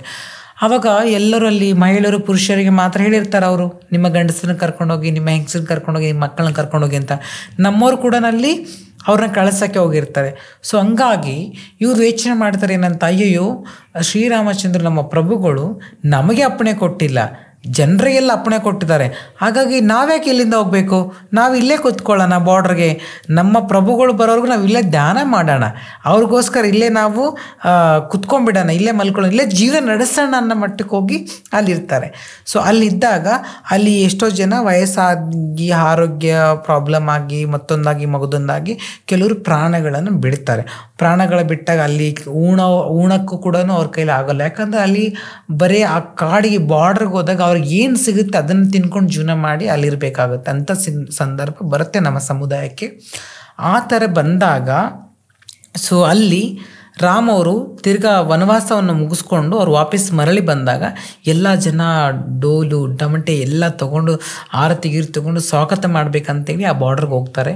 ಸೊ ಅಲ್ಲಿ ಹೋದಾಗ ಫಸ್ಟು ರಾಮ್ ಅವ್ರು ಕಣ್ಣು ಬಿದ್ದಿದ್ದು ಆ ಬಾರ್ಡ್ರ್ ಮೇಲೆ ಕಣ್ಣು ಬಿದ್ದು, ಏನಾಯಿತು ಇಲ್ಲಿ ನಾನು ಹೋದ್ಮೇಲೆ ದೊಡ್ಡ ಯುದ್ಧ ಏನಾದರೂ ಆಯಿತಾ, ಏನಾದ್ರು ರಾಜ್ಯದೊಳಗಡೆ ಯಾರಾದರೂ ಬೇರೆ ರಾಜ್ಯದವ್ರು ಬಂದು ನುಗ್ಗಿದ್ರಾ, ನನ್ನ ರಾಜ್ಯದ ಜನರಿಗೆ ನನ್ನ ಭಕ್ತರಿಗೆ ಯಾರಿಗಾದರೂ ಹತ್ಯೆಗಳು ಮಾಡಿದ್ರಾ, ಏನಾಯಿತು ಅಂತ ರಾಮ ಅವರು ತಲೆ ಮೇಲೆ ಕೈ ಇಟ್ಕೊಂಡು 5 ನಿಮಿಷ ಕುತ್ಕೊತಾರೆ. ಸಡನ್ಲಿ ಅವರು ಟೆನ್ಷನ್ ಆಗಿ. ಆವಾಗ ಅಲ್ಲಿನ ಜನಗಳು ಹೇಳ್ತಾರೆ, ಪ್ರಭುಗಳೇ ಇಲ್ಲಿ ನೀವು ಹೋದ್ಮೇಲೆ ನೀವು ಒಂದು ಮಾತು ಹೇಳಿದ್ರಿ, ನೀವು ಹೆಣ್ಣು ಮಕ್ಕಳು ಗಂಡು ಮಕ್ಳಿಗೊಂದು ಅಪ್ಪಣೆ ಕೊಟ್ಟರೆ ನಿಮ್ಮ ಮಕ್ಕಳನ್ನ ಕರ್ಕೊಂಡು ನಿಮ್ಮ ಹೆಂಡ್ರನ್ನ ಕರ್ಕೊಂಡು ನಿಮ್ಮ ಪುರುಷರನ್ನ ಕರ್ಕೊಂಡು ನೀವು ಮನೆಗೆ ಹೋಗಿ ಅಂತ. ಆದರೆ ಈ ಸಮುದಾಯಕ್ಕೆ ನೀವು ಅಪ್ಪಣೆ ಕೊಡಲಿಲ್ಲ, ಹಂಗಾಗಿ ನೀವು ಅಪ್ಪಣೆ ಕೊಟ್ಟಿಲ್ಲ ಅನ್ನೋ ಕಾರಣಕ್ಕೆ ಅವರು ಇಲ್ಲೇ ತಮ್ಮ ಪ್ರಾಣವನ್ನು ತ್ಯಾಗ ಮಾಡಿದ್ದಾರೆ ಅಂತ ಹೇಳ್ತಾರೆ ಜನ. ಆವಾಗ ರಾಮ್ ಅವರು ಸೆಕೆಂಡ್ ಯೋಚನೆ ಮಾಡಿ ಹೇಳ್ತಾರೆ, ನನ್ನ ಮೇಲೆ ಇಷ್ಟೊಂದು ಗೌರವವೇ, ನನ್ನ ಮೇಲೆ ಇಷ್ಟೊಂದು ಪ್ರೀತಿ, ನೀವು ಹೇಳಿದ ತಕ್ಷಣ ಹೋದ್ರೆ ನಾವು ಒಂದೇ ಒಂದು ಅಪ್ಪಣೆ ಕೊಟ್ಟಿಲ್ಲ ಅನ್ನೋ ಕಾರಣಕ್ಕೆ ನನಗೋಸ್ಕರ ಪ್ರಾಣ ಬಿಟ್ರಾ ಈ ಮಕ್ಕಳು ಅಂತ ಹೇಳಿ ರಾಮ್ ಅವ್ರು ಅವಾಗೊಂದು ನಿರ್ಧಾರ. ಕೆಲವರು ಅಲ್ಲಿ ಇನ್ನೂ ಇರ್ತಾರೆ ನಮ್ಮ ಸಮುದಾಯದವ್ರು. ಅವಾಗ ಅವ್ರಿಗೆ ಕೇಳ್ತಾರೆ, ಏನು ಬೇಕು ನನ್ನಿಂದ, ಏನು ವರ ಪಡಿಬೇಕಂತಿದ್ದೀರಾ, ಏನು ಆಗಬೇಕು ನಿಮಗೆ ಅಂತ ಕೇಳಿದಾಗ ಅವಾಗ ಹೇಳ್ತಾರೆ, ಇಲ್ಲ ಪ್ರಭು, ನಿಮ್ಮ ದರ್ಶನ ಭಾಗ್ಯವೇ ನಮಗೆ ಬಹಳ ಅತ್ಯುತ್ತಮವಾದದ್ದು, ನಿಮ್ಮ ಆಶೀರ್ವಾದ ಸಾಕು, ನಮಗೆ ಬೇರೆ ಏನು ಬೇಡ ಅಂದಾಗ ಅವಾಗ ಆಶೀರ್ವಾದ ಮಾಡ್ತಾರೆ ರಾಮ್ ಅವರು, ನೀವು ಮನಸ್ಸಿಂದ ಸತ್ಯವನ್ನು ಹೇಳಿ ಸತ್ಯವನ್ನು ನುಡಿದು ಸತ್ಯದಿಂದ ಏನನ್ನು ಹೇಳ್ತೀರಿ ಅದು ಸತ್ಯವಾಗಲಿ ಅಂತ ಹೇಳ್ತಾರೆ. ಅಂದರೆ ನೀನು ಒಬ್ಬರಿಗೆ ಕೆಟ್ಟದ್ದನ್ನು ಹೇಳಿದರೆ ಅದು ಕೆಟ್ಟದ್ದೇ ಆಗಲಿ, ನೀವು ಒಬ್ಬರಿಗೆ ಒಳ್ಳೆಯದನ್ನು ಹೇಳಿದರೆ ಒಳ್ಳೆಯದಾಗಲಿ, ಆದರೆ ಸತ್ಯದಿಂದ ಹೇಳಿದರೆ ಮಾತ್ರ ಅಂತ ಹೇಳ್ತಾರೆ. ಸೊ ಅದು ಎಷ್ಟೋ ಜನಕ್ಕೆ ಅದನ್ನು ಮಿಸ್ಯೂಸ್ ಮಾಡ್ತಾರೆ. ಕೆಲವರು ಸುಮ್ಮನೆ ಹೋಗಿ ಜನರಿಗೆ ಶಾಪ ಹಾಕುವಂಥದ್ದು, ಸುಮ್ಮನೆ ಹೋಗಿ ದುಡ್ಡು ಕೊಡಲಿ ಅಂತ, ಅದು ತುಂಬ ತಪ್ಪು. ಇವಾಗ ನಾನು ಸತ್ಯವಾಗಿದ್ದು ಒಬ್ಬರಿಗೆ ಕಣ್ಣೀರಿಂದ ನಾನು ಶಾಪ ಹಾಕಿದ್ರೆ ಡೆಫಿನೆಟ್ಲಿ ಸಕ್ಸಸ್ ಆಗುತ್ತೆ. ನಾನು ನೋಡಿದ್ದೀನಿ ಎಷ್ಟೋ ಜನದ ಇದು ಶಾಪಗಳನ್ನು. ಕೆಲವರು ಎಷ್ಟೋ ಜನ ಮನಸ್ಸಿಂದ ನಮ್ಮ ಕಮ್ಯುನಿಟಿಯವರು ಆಶೀರ್ವಾದ ಮಾಡ್ತಾರೆ. ಯಾಕೆ ಇದೊಂದು ಪಾಯಿಂಟ್ ನಾನು ಆ್ಯಡ್ ಮಾಡ್ತಾ ಇದ್ದೀನಿ ಆಕಾಶ್ ಅಂದರೆ, ಇವಾಗ ಸಂವಿಧಾನ ಫಾಲೋ ಮಾಡ್ತೀವಿ, ಕಾನ್ಸ್ಟಿಟ್ಯೂನ್ಸಿ ಫಾಲೋ ಮಾಡ್ತೀವಿ, ಎಜುಕೇಟೆಡ್ಸ್ ಆಗಿದ್ದಾರೆ, ಇದೆಲ್ಲ ಇವಾಗಲೆಲ್ಲ ಕೆಲವೊಂದು ನಂಬಲ್ಲ. ಸೊ ಯಾಕೆ ಇದು ನಂಬಬೇಕು ಅಂತಂದರೆ ಇದು ರಿಯಾಲಿಟಿ. ಇವಾಗಲೂ ಎಷ್ಟೋ ಜನ ದೇವಸ್ಥಾನಕ್ಕೆ ಹೋಗ್ತಾರೆ, ನಿಂಬೆಹಣ್ಣು ದೃಷ್ಟಿ ತೆಗೆಸ್ಕೊತಾರೆ, ಎಷ್ಟೋ ಜನ ಬೋಣಿ ಮಾಡಿಸ್ಕೊತಾರೆ. ಯಾಕೆ ಅಂದರೆ ಒಂದು ಟ್ರಾನ್ಸ್ ವುಮೆನ್ ಮೇಲಾಗಿ ಹುಟ್ಟಿ ಫೀಮೇಲ್ ಆಗಿ ಕನ್ವರ್ಟ್ ಆಗ್ತಾಳೆ. ಸೊ ಕಾರಣ ರಾಮ ಅವ್ರ ಆಶೀರ್ವಾದ ಎಷ್ಟು ಇಂಪಾರ್ಟೆಂಟ್ ನಮ್ಮ ಮೇಲೆ ಇದೆ ಅನ್ನೋದನ್ನು ಉದಾಹರಣೆ ಕೊಡ್ತೇನೆ. ಅಯ್ಯಪ್ಪ ಸ್ವಾಮಿ ಶಬರಿಮಲೆ ತಾವೆಲ್ಲ ಕೇಳ್ಪಟ್ಟಿದ್ದೀರ. ಸೊ ಹರಿಹರ ಪುತ್ರ ಅಂದರೆ ಏನು? ಹರಿಹರ ಸುತ. ಏನು ಹರಿಹರ ಸುತ ಅಂದರೆ ಹಂಗಾದ್ರೆ ಮಹಿಳೆಯಿಂದ ಪುರುಷರಿಂದ ಹುಟ್ಟಿದ್ದ, ಬೆವರಿಂದ ಹುಟ್ಟಿದ್ದವರು. ಹರಿಹರನ ಬೆವರಿಂದ ಹುಟ್ಟಿದ್ದು ಅಲ್ವಾ? ಹರಿಹರನ ಬೆವರಿಂದ ಅಯ್ಯಪ್ಪ ಸ್ವಾಮಿಯವರು ಹುಟ್ಟಿದ್ದು. ಸೊ ಅಂದರೆ ಅಯ್ಯಪ್ಪ ಸ್ವಾಮಿ ಇವಾಗ ಪವರ್ಫುಲ್ಲಾಗಿ ದೇವರಂತ ನಾವು ಅಕ್ಸೆಪ್ಟ್ ಮಾಡ್ತೀವಿ, ಕರೆಕ್ಟಾ? So powerful. ನಮ್ಮ ಹಿಂದೂ ಸಂಪ್ರದಾಯದಲ್ಲಿ ನಾವು ತುಂಬ ಇಂಡಿಯಾ ಕಲ್ಚರಲ್ಲಿ ಮೆಚ್ಚುವಂಥ ದೇವರು ಹರಿಹರ ಸುತ ಅಂತಂದರೆ ಬಿಕಾಸ್ ಒಂದು ಮೇಲಿಂದ ಕ್ರಿಯೇಟ್ ಆಗಿರುವಂಥದ್ದು ದೇವರು ಅಯ್ಯಪ್ಪ ಸ್ವಾಮಿಯವರು. ಇವತ್ತು ಪ್ರತಿಯೊಬ್ಬರು ಗೌರವಿಸ್ತೀವಿ. ಸೊ ಯಾಕಂದ್ರೆ ಅಷ್ಟು ಪವರ್ ಇದೆ, ಅಲ್ಲಿ ಪವರ್ ಇದೆ. ನಾವು ಹಾಗೆಯೇ ಮೇಲ್ ಟು ಫೀಮೇಲ್ ಆಗಿದ್ದೀವಿ ಅಂದರೆ ಎರಡೂ ಜೆಂಡರ್ನ ಒತ್ತು ಜೀವನ ನಡೆಸಿದಂಥವ್ರು ನಾವು. ಒಂದು ಜೆಂಡರ್ನ ತ್ಯಾಗ ಸಂಪೂರ್ಣವಾಗಿ ಅದನ್ನು ಮಟ್ಟ ಹಾಕಿ ಇವತ್ತು ಈ ಜೆಂಡರ್ ಬದುಕ್ತಾ ಇದ್ದೀನಿ ಅಂದರೆ ಅರ್ಥ ಮಾಡ್ಕೊಳ್ಳಿ. ಸೊ ಇನ್ನೊಂದು ಏನಂತಂದರೆ ಅರ್ಧ ಶಿವ ಅರ್ಧ ಪಾರ್ವತಿ ಅಂತ ಹೇಳ್ತಾರೆ. ಸೊ ಇದನ್ನು ತಾವು ಸುಮಾರು ಜನ ಕೇಳ್ಪಟ್ಟಿದ್ದಾರೆ. ಹಿಂದೂ ಕಲ್ಚರ್ ಅಂತ ಬಂದಾಗ, ನಮ್ಮ ಹಿಂದೂ ಸಂಸ್ಕೃತಿ ಅಂತ ಬಂದಾಗ ನಾನು ತುಂಬ ಕೇಳಿದ್ದೀನಿ. ಹಿಂದೂ ಇದರಲ್ಲಿ ಮಾತ್ರ ಇಲ್ಲ, ಭಗವದ್ಗೀತೆಯಲ್ಲೇ ಇದೆ, ರಾಮಾಯಣದಲ್ಲಿದೆ, ಮಹಾಭಾರತ ಇದೆಲ್ಲ ಅನ್ನೋಕ್ಕಿಂತ ಕುರಾಣದಲ್ಲಿದೆ, ಬೈಬಲಲ್ಲಿದೆ, ನಮ್ಮ ಬಗ್ಗೆ ಎಲ್ಲದರಲ್ಲೂ ಇದೆ. ಕರೆಕ್ಟಾಗಿ ತಿಳ್ಕೊಂಡವರು ಯಾರನ್ನು ಕೂಡ ಈ ಟಾಪಿಕ್ ಬಗ್ಗೆ ಕರೆಕ್ಟಾಗಿ ತಿಳ್ಕೊಂಡವರು ಯಾರೂ ಈಡಾಯಿಸೋದಿಲ್ಲ. ಸೊ ಇವಾಗ ವೆಲ್ ಎಜುಕೇಟೆಡ್ ಆಗಿದ್ದಾರೆ, ತಿಳ್ಕೊಂಡಿದ್ದಾರೆ. ಇವಾಗ ಉತ್ತರ ಕರ್ನಾಟಕ ಭಾಗ ಹೋದರೆ ಜೋಗಮ್ಮ ಅಂತ ಹೇಳ್ತಾರೆ, ಜೋಗಪ್ಪ ಅಂತ ಹೇಳ್ತಾರೆ. ಜೋಗಪ್ಪ ಅಂದರೆ ಏನು? ಯಾರು ಅವರು ಸರ್ಜರಿ ಮಾಡಿಕೊಂಡು ತನ್ನಂತ ಒಪ್ಕೊತಾರೆ ನಾನು ಜೋಗಮ್ಮ ಅಂತ. ಜೋಗಪ್ಪ ಅಂದರೆ ಪ್ಯಾಂಟು ಶರ್ಟ್ ಹಾಕ್ಕೊಂಡು ಆ ಥರ ಕಾಣಿಸೋರು ಜೋಗಪ್ಪ ಅಂತ ಒಪ್ಕೊತಾರೆ. ಜೋಗತಿ ಅಂತ ಒಪ್ಕೊತಾರೆ, ಮುತ್ತು ಕಟ್ಕೊತಾರೆ.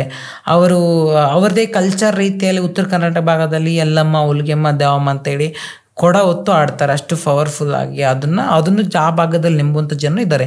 ನಾರ್ತ್ ಇಂಡಿಯನ್ಸಲ್ಲಿ ಯಾಕೆ ನೆಮ್ತಾರೆ ಅಂದರೆ ಕಾರಣ ಇಷ್ಟೇ, ರಾಮವರ ಆಶೀರ್ವಾದ ಇರೋದ್ರಿಂದ ಸತ್ಯವೇ ಆಗುತ್ತೆ ಅನ್ನೋದಕ್ಕೆ ಆ ಭಾಗದಲ್ಲಿ ನೆಮ್ತಾರೆ.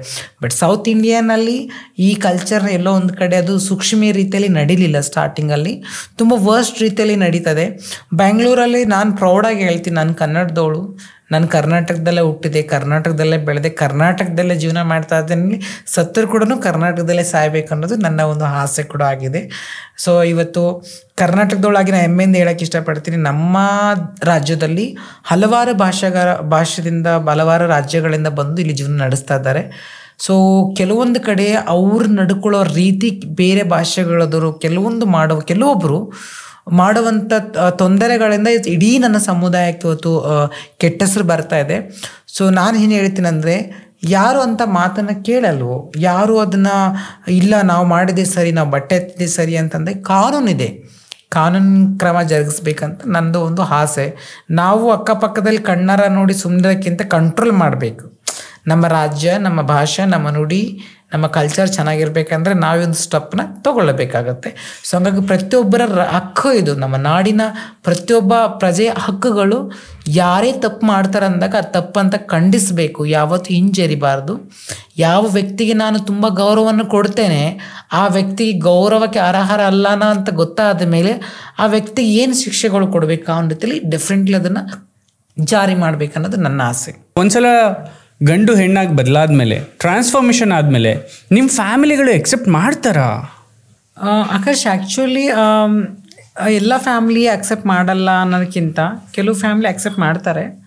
ಸೊ ನನ್ನ ಫ್ಯಾಮ್ಲಿ ಅಕ್ಸೆಪ್ಟ್ ಮಾಡಿರಲಿಲ್ಲ ಆ ಟೈಮಲ್ಲಿ. ನಾನು ಸರ್ಜರಿ ಆಗಿ ನಾನು ಫುಲ್ ಚೇಂಜಸ್ ಆಗಿ ನಾನು ಫುಲ್ ಜೆಂಡರ್ನ ಚೇಂಜ್ ಮಾಡಿಕೊಂಡು ಫ್ಯಾಮಿಲಿ ಜೊತೆಗೆ ಹೋಗಿ ನಾನು ಮಿಂಗಲ್ ಆಗೋಣ ಅಂತ ಆಸೆಗಳಿಂದ ಹೋಗ್ತೀನಿ. ಬಿಕಾಸ್ ಬಹಳಷ್ಟು ವರ್ಷಗಳಿಂದ ಫ್ಯಾಮಿಲಿ ಜೊತೆ ಗ್ಯಾಪ್ ಇರುತ್ತೆ. ಆ ಕಾರಣಕ್ಕೆ ನಾನು ಮತ್ತೆ ಫ್ಯಾಮಿಲಿ ಜೊತೆಗೆ ಹೋಗೋಣ, ಮತ್ತೆ ಫ್ಯಾಮಿಲಿ ಜೊತೆಗೆ ಆ ಒಂದು ತಂದೆ ತಾಯಿ ಪ್ರೀತಿ ನೋಡೋಣ ಅಂತ ಹೋಗ್ತೀನಿ. ಬಟ್ ನಮ್ಮ ತಂದೆಯವರು ನನಗೆ ಹೊಡಿಯೋಕ್ಕೆಲ್ಲ ಬರ್ತಾರೆ. ನಮ್ಮ ಕಡೆ ಕೊಡ್ಲಿ ಬಡಿಗೆ ಅಂತ ಹೇಳ್ತಾರೆ, ಲೈಕ್ ಅದೆಲ್ಲ ತೊಗೊಂಡು ಕತ್ತರಿಸ್ಬಿಡ್ತೀನಿ, ಬರಬಾರ್ದು ಮನೆಗೆ ಅಂತ ನನ್ನ ಮೇಲೆ ಆ ದೌರ್ಜನ್ಯಗಳನ್ನು ಆಗಕ್ಕೆ ಬರುತ್ತೆ. ಸೊ ಅದಾದಮೇಲೆ ಮತ್ತೆ ನಾನು ಬ್ಯಾಂಗ್ಳೂರಿಗೆ ಬಂದು ನನ್ನ ಸಮುದಾಯ ಜೊತೆಗೆ ನಾನು ಬದುಕಕ್ಕೆ ಸ್ಟಾರ್ಟ್ ಮಾಡ್ತೀನಿ, ಬದುಕನ್ನು ಕಟ್ಕೊಳ್ಳೋಕ್ಕೆ. ಓಕೆ, ಸೊ ಇಲ್ಲಿ ಸಮುದಾಯದ ಜೊತೆ ಬದುಕು ಓಕೆ, ಬಟ್ ಆದರೆ ನೀವು ಪೊಲಿಟಿಕಲ್ ಕೆರಿಯರ್ಗೆ ಬರೋಕ್ಕಿಂತ ಮುಂಚೆ ಏನು ಮಾಡ್ತಿದ್ರಿ ಹಾಗಾದರೆ ಬೆಂಗಳೂರಿನಲ್ಲಿ? ಆ್ಯಕ್ಚುಲಿ ಬೆಂಗಳೂರಲ್ಲಿ ನಾನು ಪೊಲಿಟಿಕಲ್ ಕೆರಿಯರ್ಗೆ ಬರೋಕ್ಕಿಂತ ಮುಂಚೆ ನಾನು ಹೇಳಿದೆ ಬದೈ ಡ್ಯಾನ್ಸಿಂದ ಬಂದ ತಕ್ಷಣ ಬೆಂಗಳೂರಲ್ಲಿ ಬಂದಿದ್ದು ನಾನು. ಬದೈಯಿಂದ ಬದೈ ಎಲ್ಲ ಇರುತ್ತಲ್ಲ, ಬಾಂಬೆಯಿಂದ ಬ್ಯಾಂಗ್ಳೂರು ಸ್ಟಾರ್ಟಿಂಗ್ ಬಂದಾಗ ನಾನು ಆ್ಯಕ್ಚುಲಿ ತುಂಬ ಚೆನ್ನಾಗಿರ್ತೀನಿ, ತುಂಬ ಕ್ಯೂಟಾಗಿರ್ತೀನಿ, ಸಣ್ಣ, ತುಂಬ ಅದ್ಭುತವಾಗಿರ್ತೀನಿ, ನೋಡೋ ಬ್ಯೂಟಿಫುಲ್ ಆಗಿರ್ತೀನಿ. ಆವಾಗ ನನಗೆ ನಮ್ಮ ಗುರು ಇಲ್ಲೆಲ್ಲ ಪಬ್ಬು ಪಾರ್ಟಿ ನನಗೆ ಅಷ್ಟೊಂದು ಗೊತ್ತಿರಲ್ಲ. ನಮ್ಮದೊಬ್ಬರು ಗುರು ಇರ್ತಾರೆ, ಅವ್ರು ಹೇಳ್ತಾರೆ ನಾವು ಪಬ್ಗೆ ಹೋಗೋಣ ಬಾ ಅಂತೇಳಿ. ಈ ನಡುವೆ ನಿಮಗೆ ಒಂದು ಕಡೆ ಲವ್ ಆಗತ್ತೆ, ಮದುವೆ ಆಗಬೇಕು ಅಂತ ನಿರ್ಧಾರ ಮಾಡ್ತೀರಾ. ಆದರೆ ಅಚಾನಕ್ಕಾಗಿ ನಿಮ್ಗೆ ಅವರು ಪೊಲಿಟಿಷಿಯನ್ನ ಮಗ ಅಂತ ಗೊತ್ತಾದಾಗ, ಅಥವಾ ಪೊಲಿಟಿಷಿಯನ್ ಅಂತ ಗೊತ್ತಾದಾಗ ಅವ್ರ ಕೆರಿಯರ್ ಅಲ್ಲದ್ರಲ್ಲಿದೆ ಅಂತ, ಎಲ್ಲೋ ಒಂದು ಕಡೆಗೆ ನೀವೇ ನನಗೆ ಯಾಕೋ ಮದುವೆ ಬೇಡ ಅಂತ ಯೂ ಟರ್ನ್ ನೋಡಿತೀರಾ. ಯಾಕೆ? ಒಂಟಿ ಜೀವನ ನಿಮಗಿಷ್ಟನಾ ಅಥವಾ ಹೇಗೆ? ಆ್ಯಕ್ಚುಲಿ ಆಕರ್ಷ್ ಏನು ಗೊತ್ತಾ, ಸೊ ನಾನು ಆ ವ್ಯಕ್ತಿನ ಮದುವೆ ಆಗಬೇಕು ಆ ಥರ ಥಿಂಕಿಂಗಲ್ಲಿರಲ್ಲ. ಆ ವ್ಯಕ್ತಿ ನನ್ನ ಸೆಕೆಂಡ್ ವೈಫಾಗಿ ಲೈಫ್ನ ಇಟ್ಕೊತೀನಿ, ಜೀವನ ಪೂರ ನಿನ್ನ ಜೀವನ ಸಂಪೂರ್ಣ ನಾನು ನೋಡ್ಕೊತೀನಿ. ನಿನಗೇನು ಬೇಕು ಜೀವನದಲ್ಲಿ ಎಲ್ಲವನ್ನೂ ನಾನು ಕೊಡ್ತೇನೆ, ನಿನಗೇನು ಯಾವುದು ಕುಂದು ಕೊರತಿಲ್ದಂಗೆ ನೋಡ್ಕೊತೀನಿ ಅಂತೇಳಿ ನನ್ನ ಲೈಫಲ್ಲಿ ಆ ವ್ಯಕ್ತಿ ಬರ್ತಾರೆ. ಸೊ ಆಮೇಲೆ ನನಗೆ ಗೊತ್ತಾಗೋದು ಅವರೊಬ್ಬ ಪೊಲಿಟಿಷಿಯನ್ಸು, ಒಬ್ಬ ರಾಜಕಾರಣಿ ವ್ಯಕ್ತಿ ಅಂತ ಹೇಳಿ, ಒಬ್ಬ ಮೇಲೆ ಮಗ ಅಂತೇಳಿ ನನಗೆ ಆಮೇಲೆ ಗೊತ್ತಾಗೋದು ಆವಾಗ. ಸೊ ಅದಾದಮೇಲೆ ಅವ್ರಿಗೆ ಮದುವೆ ಆಗಿರುತ್ತೆ, ಸೊ ಅವ್ರಿಗೆ ಆದಂಥ ಕುಟುಂಬ, ಫ್ಯಾಮಿಲಿ ಅದೆಲ್ಲ ಇರುತ್ತೆ. ಸೊ ಜೀವನದಲ್ಲಿ ನನಗೆ ಅಂದ್ಕೊಂಡಿದ್ದೇನೆಂದರೆ, ಒಬ್ಬರ ಲೈಫಲ್ಲಿ ನಾವು ಹೋಗಿ ಅವ್ರ ಲೈಫಿಗೆ ತೊಂದರೆ ಆಗೋ ರೀತಿಯಲ್ಲಿದ್ದರೆ ನಾವು ಅಲ್ಲಿ ಇಂಟರ್ಫಿಯರ್ ಆಗಬಾರ್ದು. ನನಗನ್ಸಿದ್ದು. ಸೊ ನಮ್ಮಿಂದ ಒಬ್ರಿಗೆ ಒಳ್ಳೇದಾಗುತ್ತೆ ಅಂದರೆ ಮಾತ್ರ ಇಂಟರ್ಫ್ಯೂ ಆಗಬೇಕು. ನಮ್ಮಿಂದ ಒಬ್ರಿಗೆ ಕೆಟ್ಟದಾಗುತ್ತೆ, ನಮ್ಮಿಂದ ಒಬ್ರಿಗೆ ಕಷ್ಟ ಆಗುತ್ತೆ, ಅವ್ರ ಲೈಫ್ ಹಾಳಾಗುತ್ತೆ ಅನ್ನಂಗಿದ್ರೆ ಡೆಫಿನೆಟ್ಲಿ ನಮ್ಮನ್ನು ನಾವು ಹಾಳಾಗಿದ್ದೀವಿ ಅಂತಲೇ ಯಾವತ್ತು ನಾನು ಭಾವಿಸ್ತೀನಿ. ತುಂಬ ಹಾಳಾಗಿದ್ದೀನಿ, ತುಂಬ ನೊಂದಿದ್ದೀನಿ, ತುಂಬ ಲಾಸ್ ಆಗಿದ್ದೀನಿ ಜೀವನದಲ್ಲಿ. ಒಂಟಿತನ ಯಾವಾಗಲೂ ಕಾಡ್ತಾ ಇರುತ್ತೆ ಜೀವನದಲ್ಲಿ. ನಾನು ಹಲೋನ್ ಆಗ್ಬಿಟ್ನಲ್ಲಪ್ಪ, ಎಲ್ಲ ಕಳ್ಕೊಂಡನಲ್ಲಪ್ಪ ಅನ್ನೋದು ಭಾಳಷ್ಟು ನನ್ನ ಜೀವನದಲ್ಲಿ ಕೊರತೆ ಇದ್ದೇ ಇದೆ. ಯಾರೊಬ್ಬರು ನಮ್ಮ ಲೈಫ್ ಕೊಡ್ತೀನಂತ ಬಂದಾಗ ಅವ್ರ ಲೈಫಲ್ಲಿ ನಾವು ಸೀರಿಯಸ್ ಆಗಿ ಎಲ್ಲೋ ಒಂದು ಕಡೆ ಇನ್ವಾಲ್ವ್ ಆಗಬಾರ್ದು ಅಂತ ಅನ್ನಿಸ್ತು. ಯಾಕಂದರೆ ಆ ವ್ಯಕ್ತಿ ಹಿನ್ನೆಲೆ ನಾನು ತಿಳ್ಕೊಂಡಾಗ ಅನಿಸಿದ್ದು, ಆ ವ್ಯಕ್ತಿ ಲೈಫ್ ತುಂಬ ಚೆನ್ನಾಗಿದೆ, ಹೆಂಡ್ತಿದ್ದಾರೆ, ಮಕ್ಕಳಿದ್ದಾರೆ, ತಂದೆ ರಾಜಕಾರಣಿ ಇದ್ದಾರೆ, ಅವರು ಕೂಡ ರಾಜಕೀಯ ವ್ಯಕ್ತಿ ಆಗಿದ್ದಾರೆ. ಹಂಗೆ ಅನ್ನಿಸ್ದಾಗ ನಾನು ಎಲ್ಲೋ ಒಂದು ಕಡೆ ಆ ವ್ಯಕ್ತಿ ನನಗೆ ಎಲ್ಲವನ್ನೂ ಕೊಡ್ತೀನಿ ಅಂದರೂ ಕೂಡ ನಾನು ಹಿಂದೆ ಸರಿದಿದ್ದು ನಿಜ. ಸೊ ನೀವಂತೂ ಡಿಸೈಡ್ ಮಾಡಿದ್ರಿ. ಅಂದರೆ ಎಷ್ಟೋ ಜನರು ಸ್ಟೇಟಸಲ್ಲಿ ನಾವು ನೋಡ್ತಿರ್ತೀವಿ, ಸಿಂಗಲ್ ಲೈಫ್ ಅಂದರೆ ಹ್ಯಾಪಿ ಲೈಫ್, ಅದು ಇದು ಒಂಟಿಯಾಗಿರಬೇಕು, ಜೀವನ ಎಂಜಾಯ್ ಮಾಡಬೇಕು ಅಂತ. ಆ ಥರ ನಿರ್ಧಾರನ ನಿಮಗೆ? ಆ್ಯಕ್ಚುಲಿ ಏನು ಗೊತ್ತಾ ಆಕಾಶ್, ಯಾರು ಈ ಒಂದು ಇನ್ಸ್ಪಿರೇಷನ್ ಸ್ಪೀಚ್ ಮಾಡ್ತಾರೆ ಗೊತ್ತಾ, ಸ್ಟೇಜ್ ಮೇಲೆ ಬಂದು ಒಂಟಿತನ ಬ್ಯೂಟಿಫುಲ್, ನಾವು ಲೈಫನ್ನ ಒಂಟಿತನ ಹೀಗೆ ಫೇಸ್ ಮಾಡಿದೆ, ಎಲ್ಲವನ್ನು ಕಳ್ಕೊಂಡಿದ್ದೆ, ಪಡ್ಕೊಂಡೆ ಅಂತ ಹೇಳ್ಬಿಟ್ಟು ತುಂಬ ಒಂಥರ ಕೇಳೋಕ್ಕೆ ತುಂಬ ಅದ್ಭುತವಾಗಿರುತ್ತೆ ಭಾಷಣಗಳೆಲ್ಲ. ಆದರೆ ಅನುಭವಿಸೋಕ್ಕೆ ತುಂಬ ಕಷ್ಟ ಆಗುತ್ತೆ. ಇವಾಗ 1000 ಜನದಲ್ಲಿ ಯಾರೋ ಒಬ್ಬರ ಲೈಫ್ ನಂಗೆ ಆಗಿರುತ್ತೆ, ಅವರು ತುಂಬ ಅದನ್ನು ಮೆಂಟಲಿ ಪ್ರಿಪೇರ್ ಆಗಿ ಸ್ಟ್ರಾಂಗ್ ಆಗಿ ನಾನು ಹೀಗೆ ಕಟ್ಕೋಬೇಕು ನನ್ನ ಲೈಫ್ನ ಅಂತ ಒಂದು ಸ್ಟ್ಯಾಂಡರ್ಡ್ ತೊಗೊಂಡು ಅವ್ರ ಲೈಫ್ನ ಕಟ್ಕೊತಾರೆ. ತಪ್ಪಲ್ಲ. ಬಂದು 100 ಜನರ ಮುಂದೆ, 1000 ಜನರ ಮುಂದೆ ಕೆಲವೊಂದು ಪಬ್ಲಿಕ್ ಪ್ಲ್ಯಾಟ್ಫಾರ್ಮ್ಗಳು ಒಂಟಿತನ ಇಸ್ ಬೆಸ್ಟ್ ತನ ಅಂತ ಹೇಳ್ತಾರೆ. ಒಂಟಿತನ ಇಸ್ ವರ್ಸ್ಟ್ ತನ ಅಂತ ನಾನು ಹೇಳ್ತೇನೆ. ಯಾಕಂದರೆ ಭೂಮಿ ಮೇಲೆ ಹುಟ್ಟಿದ್ದೀವಿ ನಾವು, ಎಲ್ಲ ತಂದೆ ತಾಯಿ ಪ್ರೀತಿ ಸಿಗಬೇಕು ಎಲ್ಲ ಮಕ್ಕಳಿಗೆ, ಎಲ್ಲರಿಗೂ ಲವ್ ಅನ್ನೋದು ಸಿಗಬೇಕು, ಎಲ್ಲರಿಗೂ ನನ್ನವರು ತನ್ನವರು ಅನ್ನೋ ಒಂದು ಇದರೊಳಗಡೆ ಬದುಕಬೇಕನ್ನೋದು ನನ್ನ ಆಸೆ. ನನ್ನ ಪ್ರಕಾರ ಸಿಂಗಲ್ ಅಂತ ಅಂದರೆ it's a bloody fucking life. Akarsh, ನನಗೆ ಏನೊಂದು ಕೋಪ ಬರೋದಂದರೆ ಈ ಸಿಂಗಲ್ ಲೈಫ್ ಬಗ್ಗೆ ಹೇಳ್ತಾರಲ್ಲ, ಮೋಟಿವೇಶ್ನಲಿ ಸ್ಪೀಚ್ ಮಾಡ್ತಾರೆ ಪಬ್ಲಿಕಲಿ, ಹಾಗೆ ಹೀಗೆ ಅಂತ ಹೇಳ್ಬಿಟ್ಟು ಜನರಿಗೆ ಒಂಥರ ಇಂಪ್ರೆಸ್ ಆಗಿಬಿಡ್ಬೇಕು. ಆ ಸ್ಪೀಚ್ ನೋಡಿದ್ರೆ ಹೌದಲ್ಲಪ್ಪ ಒಂಟಿತನ ಬೆಟರ್ ಅಂತೇಳಿ ಕೆಲವರು ಎಷ್ಟು ಜನ ಅದಕ್ಕೆ ಕನೆಕ್ಟ್ ಆಗಿಬಿಡ್ತಾರೆ. 1000ದಲ್ಲಿ ಒಬ್ಬರಿಗೆ ಮಾತ್ರ, ಯಾರಿಗೋ ಒಬ್ರಿಗೆ ಆ ಥರ ಲೈಫ್ ಆಗಿರ್ತೀನಿ. 999 ಜನ ಒಳ್ಳೆ ಲೈಫ್ ಲೀಡ್ ಮಾಡ್ತಾರೆ, ಫ್ಯಾಮಿಲಿ ಲೈಫ್ ಲೀಡ್ ಮಾಡ್ತಾರೆ. ಜನ ಆ ಥರ ವ್ಯಕ್ತಿಗಳನ್ನ ಫಾಲೋ ಮಾಡಬೇಕು, ಅದನ್ನು ಫಾಲೋ ಮಾಡಬೇಕು. ಯಾರೊಬ್ಬರು ಬಂದು ಭಾಷಣ ಮಾಡ್ತಾರೆ, ಹೀಗೆ ಲೈಫ್ ಕಟ್ಕೊಂಡು ಹಾಗೆ ಲೈಫ್ ಕಟ್ಕೊಂಡು ಅಂತಾರಲ್ಲ, worse life single life is ತುಂಬ ಬ್ಯಾಡ್ ಲೈಫ್, ವರ್ಸ್ಟ್ ಲೈಫ್. ಈ ಥರ ದಯವಿಟ್ಟು ನಾನು ಹೇಳ್ತೇನೆ, ಈ ಥರ ವ್ಯಕ್ತಿಗಳನ್ನು ಫಾಲೋ ಮಾಡಬೇಡಿ. ಒಂಟಿತನ ಅಂತ ಭಾಷಣ ಮಾಡೋರ ಲೈಫ್ನ ದಯವಿಟ್ಟು ಫಾಲೋ ಮಾಡಬೇಡಿ. ಬಿಕಾಸ್ ನಾನು ಒಂಟಿತನ ಅನುಭವಿಸ್ತಾ ಇದ್ದೀನಿ, ನನಗೆ ತುಂಬ ಚೆನ್ನಾಗಿ ಗೊತ್ತು ಅದ್ರ ನೋವೇನು, ಅದ್ರ ಕಷ್ಟ ಏನು, ಅದ್ರ ದುಃಖ ಏನು, ಅದ್ರದ್ದೊಂದು ಏನಂತಾರೆ ತುಂಬ ಕಷ್ಟಕರವಾದ ಜೀವನ ಅಂತ ಹೇಳ್ಬೋದು. ಒಂಟಿತನ ಇಸ್ ನಾಟ್ ಗುಡ್ ತನ, ಒಂಟಿತನ ಇಸ್ ವರ್ಸ್ಟ್ ತನ. ದೇವರಾಣೆ ಅಂತ ಜೀವನ ಯಾರೂ ಕಟ್ಕೊಳ್ಳೋಕೆ ಆಸೆ ಪಡಬೇಡಿ. ನಿಮ್ಮ ಲೈಫಲ್ಲಿ ಒಳ್ಳೆ ಪ್ರೀತಿ ಸಿಕ್ಕರೆ, ಒಳ್ಳೆ ಗೆಳೆಯರು ಸಿಕ್ಕರೆ, ಒಳ್ಳೆ ಸ್ನೇಹಿತರು ಸಿಕ್ಕರೆ, ಒಳ್ಳೆ ಅಪ್ಪ ಅಮ್ಮ ಸಿಕ್ಕರೆ, ಪ್ಲೀಸ್ ಅವ್ರ ಜೊತೆಗೆ ಬದುಕುವಂಥ ಬದುಕನ್ನು ಕಟ್ಕೊಡಿ. ನಿಮಗೆ ಒಳ್ಳೆ ಕಾಲೇಜ್ ಫ್ರೆಂಡ್ಸ್ ಸಿಕ್ಕರೆ ಒಳ್ಳೆ ಫ್ರೆಂಡ್ಶಿಪ್ನ ಮೂವ್ ಮಾಡಿ. ಲವರ್ ಸಿಕ್ಕರೆ ಕಳ್ಕೊಳ್ಳೋಕ್ಕೆ ಸಂಬಂಧಗಳನ್ನು ಕಳ್ಕೊಬೇಡಿ, ಸಂಬಂಧಗಳನ್ನು ಉಳಿಸ್ಕೊಳ್ಳಿ. ಕೆಲವ್ರದ್ದು ಸ್ಟೇಟಸ್ ನಾನು ನೋಡ್ತಿರ್ತೀನಿ, ಯಾವುದೋ ಒಂದು ಶಾರ್ಟ್ ಲೈಕ್ ಸ್ಟೋರಿ ಹಾಕೊಂಡ್ಬಿಡ್ತಾರೆ, ನಾನು ಒಂಟಿತನ ಗುರು, ಇದೇ ಗುರು, ಅದು ಗುರು. ಬೇಡ, ಅದನ್ನು ಬಿಟ್ಟು ಅದರಿಂದ ಹೊರಗಡೆ ಬನ್ನಿ. ಲೈಫ್ ತುಂಬ ಅದ್ಭುತವಾಗಿದೆ, ಬ್ಯೂಟಿಫುಲ್ ಆಗಿದೆ, ಅದನ್ನು ಹುಡ್ಕೊಳ್ಳೋಕ್ಕೆ ಪ್ರಯತ್ನ ಪಡಿ. ಲೈಫ್ ಚೆನ್ನಾಗಿರುತ್ತೆ, ಬೆಂಗಳೂರಿಗೆ ಬರ್ತೀರಾ, ಪಬ್ಗಳಲ್ಲಿ ಕೆಲಸ ಮಾಡೋಕ್ಕೆ ಶುರು ಮಾಡ್ತೀರಾ. ಯಾಕೆ? ಅನಿವಾರ್ಯತೆನಾ ಅಥವಾ ಅವಶ್ಯಕತೆನಾ? ಅವಶ್ಯಕತೆ ತುಂಬ ಇಂಪಾರ್ಟೆಂಟ್ ಆಗಿತ್ತು ನನ್ನ ಜೀವನದಲ್ಲಿ ಆ ಟೈಮಲ್ಲಿ. ಬಿಕಾಸ್ ನನಗೆ ಬೆಂಗಳೂರು ಬೇಕಾಗಿತ್ತು. ನನ್ನ ರಾಜ್ಯ, ನನ್ನ ನಾಡು, ನನ್ನ ನುಡಿ, ನನ್ನ ಭಾಷೆ, ಇದನ್ನು ಬಿಟ್ಟು ನಾನು ಹೊರಗಡೆ ಬದುಕಿದ್ದೆಲ್ಲೋ ಒಂದು ಕಡೆ ನಾನಾಗಿರಲಿಲ್ಲ ಅನ್ನೋಂಥದ್ದು ನನ್ನ ಫೀಲಿಂಗ್ಸ್ ಇತ್ತು. ಹಾಗಾಗಿ ನನ್ನ ಊರಿಗೆ ನಾನು ಬಂದಿದ್ದು ನನಗೆ ಹೆಮ್ಮೆ ಆಗಿತ್ತು. ಸೊ ಅದೊಂದೆಲ್ಲ ಒಂದು ಕಡೆ ನನ್ನ ಜೀವನದಲ್ಲಿ ತುಂಬ ಅತಿ ಮುಖ್ಯವಾದ ದಿನ ಆಗಿತ್ತಿದ್ದು. ನಿಮಗೆ ಈ ಥರ ಬ್ಯಾಡ್ ಎಕ್ಸ್ಪೀರಿಯನ್ಸಸ್ ಆಗಿಲ್ವಾ? ಅಂದರೆ ಯಾರೋ ಒಬ್ಳು ಸೆಕ್ಸಿ ಆಗಿದ್ದಾಳೆ, ಒಂದೊಳ್ಳೆ ಟ್ರಾನ್ಸ್ಜೆಂಡರ್ ವುಮೆನ್ನು, ಪಬ್ಬಿಗೆ ಬರ್ತಾಳೆ, ಎಲ್ಲೋ ಸಿಗ್ತಾಳೆ. Don't you feel it is unsafe and haven't you experienced any troubles? Actually ಒಂದು ಕ್ಲಿಯರ್ ಮಾಡ್ತೀನಿ ಸ್ಮಾಲ್ ಆಗಿ. ನಾನು ಪಬ್ ಅಂದ ತಕ್ಷಣವೇ ತುಂಬ ಜನ ಥಿಂಕ್ ಮಾಡೋದು ಬ್ಯಾಡ್ ಆಗಿ, ಫಿಮೇಲ್ಸ್ ಹೋದರೆ, ಟ್ರಾನ್ಸ್ ವುಮೆನ್ಸ್ ಹೋದರೆ, ಸೋಷಿಯಲ್ ವರ್ಕ್ ಮಾಡೋಂಥವ್ರು ಹೋದರೆ ಇನ್ನೂ ಬ್ಯಾಡಾಗಿ ಥಿಂಕ್ ಮಾಡ್ತಾರೆ. ಈ ಪಬ್ಗಳು ಯಾರ್ದು? ಈ ರೆಸಾರ್ಟ್ಗಳು ಯಾರ್ದು? ಈ ಬಾರ್ ಆ್ಯಂಡ್ ರೆಸ್ಟೋರೆಂಟ್ಗಳು ಯಾರ್ದು? ಹೇಳಿ, ಇವತ್ತು Koramangala, MG road, live bands, pub, parties ನಡೀತೈತಲ್ಲ, ಇವೆಲ್ಲ ಯಾರ್ದು? ಮಿನಿಸ್ಟ್ರುಗಳದು, MLAಗಳದು, ಬಿಸ್ನೆಸ್ಗಳದು, ಫೈನಾನ್ಸರ್ಗಳದು. ಯಾರು ನಾನು ಸೋಷಿಯಲ್ ಆ್ಯಕ್ಟಿವಿಟಿಯಲ್ಲಿ ಇದ್ದೀನಿ ಅಂತ ದೊಡ್ಡದಾಗಿ ಕೊಚ್ಕೊತಾರಲ್ಲ, ಅವ್ರದ್ದೇ ಅದೆಲ್ಲ. ಅವರು ಅಲ್ಲೇ ಇರ್ತಾರೆ. ಯಾಕಿರಲ್ಲ? ಎಷ್ಟು ಜನ ಸಿಗಲ್ಲ ಇವತ್ತು ದೊಡ್ಡ ದೊಡ್ಡ ವ್ಯಕ್ತಿಗಳು? ಯಾಕೆ ಯಾರು ಡ್ರಿಂಕ್ಸ್ ಮಾಡಲ್ವಾ? ಹಾಗಾದರೆ ಬ್ಯಾನ್ ಮಾಡಿ. ನೀವು ಒಬ್ಬ ಸೋಷಿಯಲ್ ವರ್ಕರೋ ಇಲ್ಲೊಬ್ಬರು ಫೀಮೇಲೋ ಒಬ್ಬರು ಮಹಿಳೆನೋ ಪಬ್ಗೆ ಹೋಗ್ತಾಳೆ ಅಂತಂದ್ರೆ ಆಕೆ ಕೆಟ್ಟವಳು ಅನ್ನೋವಂಥದ್ದು ನಿಮ್ಮ ಆಲೋಚನೆ ಇದ್ದರೆ, ನೀವು ಅದನ್ನು ಓಪನ್ ಮಾಡಿ ಲೈಸೆನ್ಸ್ ಕೊಟ್ಟಂಥವ್ರು ನೀವೆಂತ ಕೆಟ್ಟವರು? ಸೊ ಅವ್ರಿಗೆ ಪ್ರಶ್ನೆ ಮಾಡಬೇಕಾಗುತ್ತಲ್ಲ. ಅಂದರೆ ನೀವು ಇಂಡೈರೆಕ್ಟಾಗಿ ಅವರೆಲ್ಲ ಕಚಡಗಳು ಅಂತ ಹೇಳ್ತಿದ್ದೀರಾ? ಕಚಡಗಳು ಅಂತ ಹೇಳೋದಕ್ಕಿಂತ, ನಾವು ಒಬ್ರನ್ನ ಕೆಟ್ಟವ್ರು ಅನ್ನೋಕ್ಕಿಂತ ನಾವು ಓಪನ್ ಮಾಡಿದವ್ರು ನಾವು ಯಾರು ಅನ್ನೋದನ್ನ ಥಿಂಕ್ ಮಾಡಬೇಕಾಗುತ್ತೆ. ಇವಾಗ ಕೆಲವೊಂದು ಮೀಡಿಯಾಗಳಲ್ಲಿ ಸಡನ್ಲಿ ಬಂದುಬಿಡ್ತಾರೆ ಕೆಲವರು.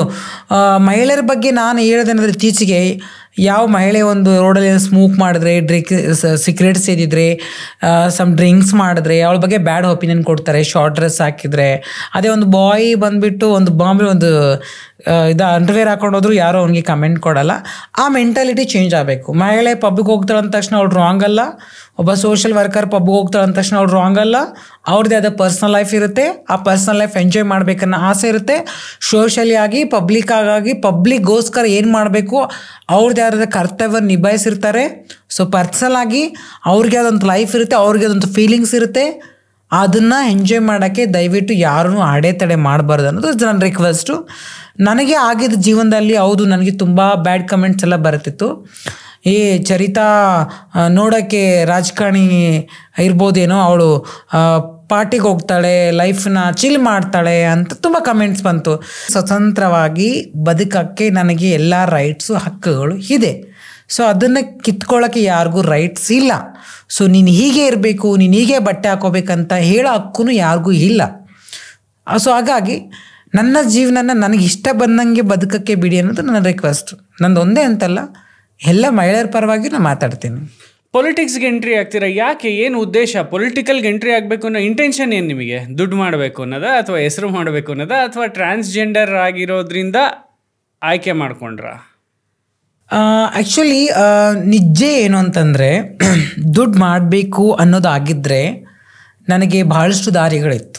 ದುಡ್ಡು ಮಾಡಲೇಬೇಕಂತಂದರೆ ಟ್ರಾನ್ಸ್ ಕಮ್ಯುನಿಟಿ ಅಂತಂದರೆ, ಟ್ರಾನ್ಸ್ ವುಮೆನ್ಸ್ ಅಂದರೆ ಸೆಕ್ಸ್ ವರ್ಕ್ ಮಾಡ್ತಾರೆ, ಬಿಗ್ಗಿಂಗ್ ಮಾಡ್ತಾರೆ ಅನ್ನೋದೇ ಭಾಳಷ್ಟು ಪಟ್ಟಗಳನ್ನು ಕಟ್ತಾರೆ, ಲಿವಿಂಗ್ ರಿಲೇಷನ್ಶಿಪ್ಪಲ್ಲಿ ಇರ್ತಾರೆ.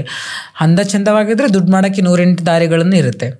ಸೊ ನನಗೆ ಯಾವತ್ತೂ ದುಡ್ಡು ಮಾಡಬೇಕು ಅನ್ನೋದು ಮೆಂಟಾಲಿಟಿಯಲ್ಲಿ ಇರಲಿಲ್ಲ. ಮೈಂಡಲ್ಲಿ ಕೂಡ ಅದು ಫಿಕ್ಸ್ ಆಗಿರಲಿಲ್ಲ ನನಗೆ.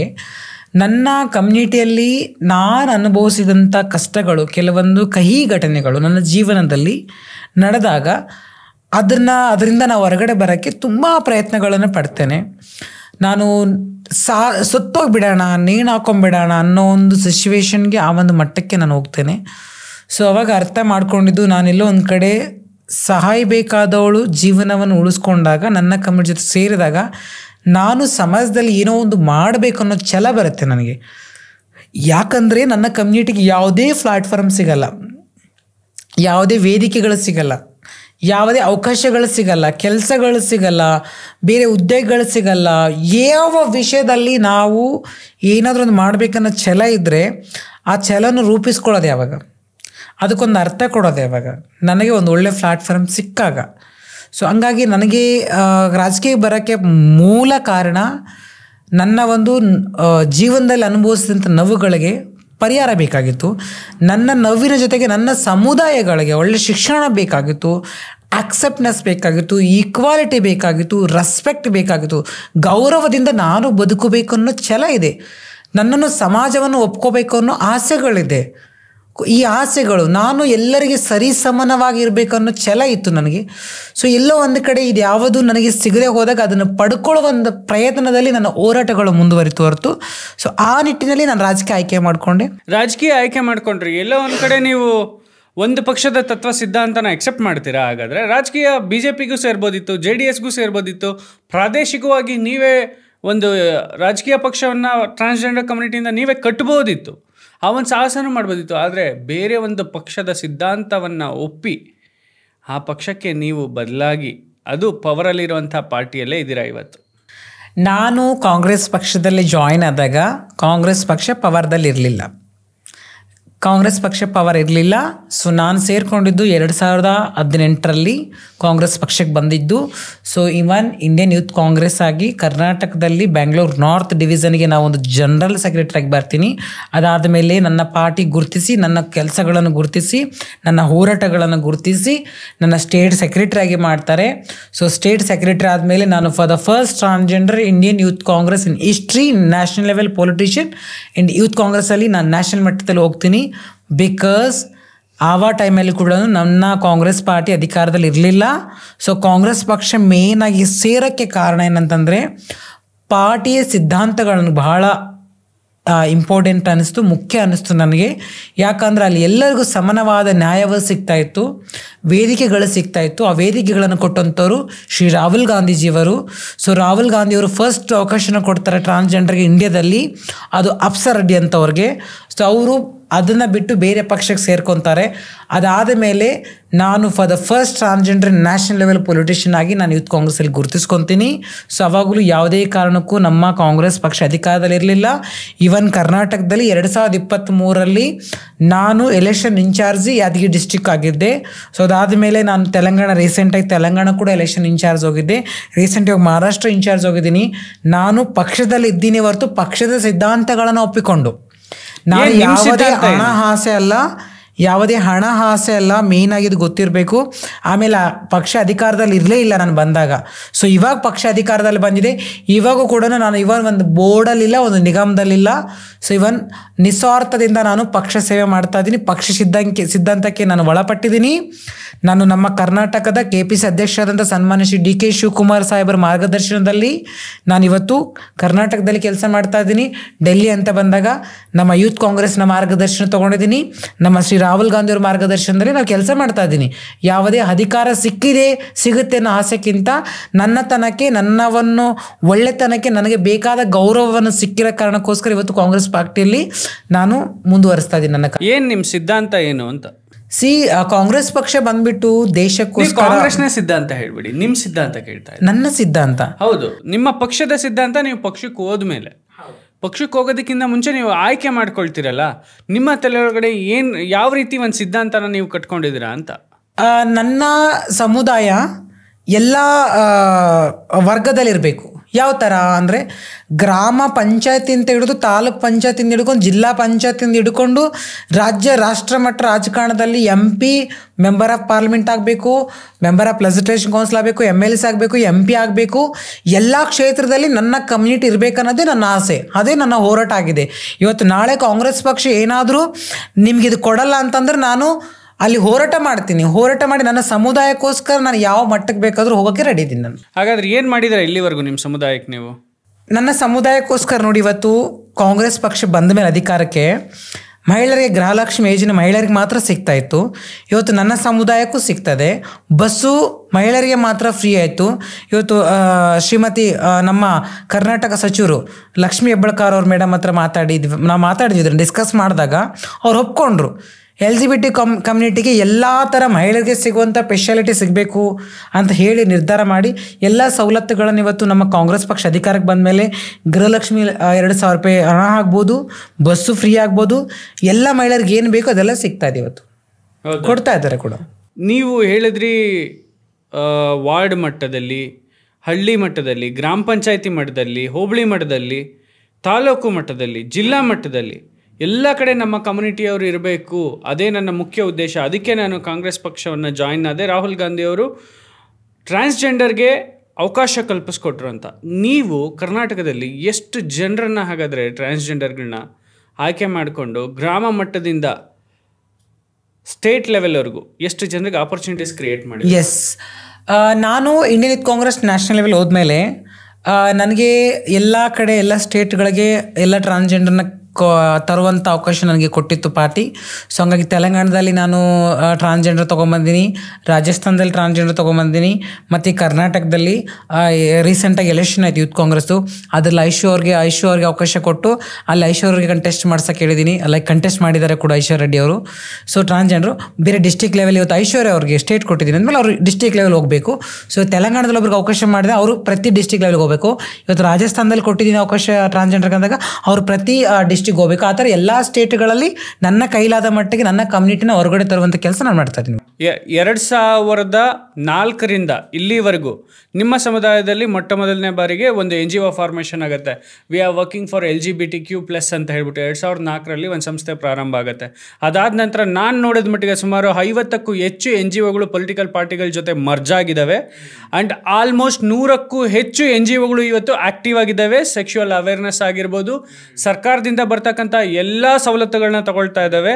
ಆ್ಯಂಡ್ ಅವರು ಅದನ್ನ ಎಕ್ಸಿಕ್ಯೂಟ್ ಮಾಡ್ತಿದ್ದೀವಿ ಅಂತ ಹೇಳಿ ಲಕ್ಷಾಂತರ ರೂಪಾಯಿ ಬಿಲ್ ತಗೊಳ್ತೇವೆ. ನಿಮ್ಮ ಕಾಂಟ್ರಿಬ್ಯೂಷನ್ ಏನು? ನಾವೇ ಮಾಡ್ತಿದ್ದೀವಿ ಅಂತಾರಲ್ಲ ಎಲ್ಲ. ಎಸ್, ಆಕ್ಚುಲಿ ನಾನು ಇದಕ್ಕಿಂತ ಮುಂಚೆ ಒಂದು ಸಣ್ಣದಾಗಿ ಅರ್ಥ ಮಾಡಿಸ್ತೀನಿ ಈ ಪಾಯಿಂಟ್ನ. 2008-09 ನಾವು ಫಸ್ಟ್ ಬೆಂಗಳೂರಲ್ಲಿ ಹೋರಾಟ ಸ್ಟಾರ್ಟ್ ಮಾಡ್ತೀವಿ. ನಾವು ಬೆಂಗಳೂರು ಹೋರಾಟ ಏನು, ನಮ್ಮ ಸಮುದಾಯಗಳಿಗೆ ನ್ಯಾಯಗಳು ಸಿಗಬೇಕು, ನಮಗೆ ಗೌರವತವಾದ ಹೆಸರುಗಳು ಬೇಕು ಅಂತೇಳಿ ನಾವು ಹೋರಾಟಗಳು ಸ್ಟಾರ್ಟ್ ಮಾಡ್ತೀವಿ.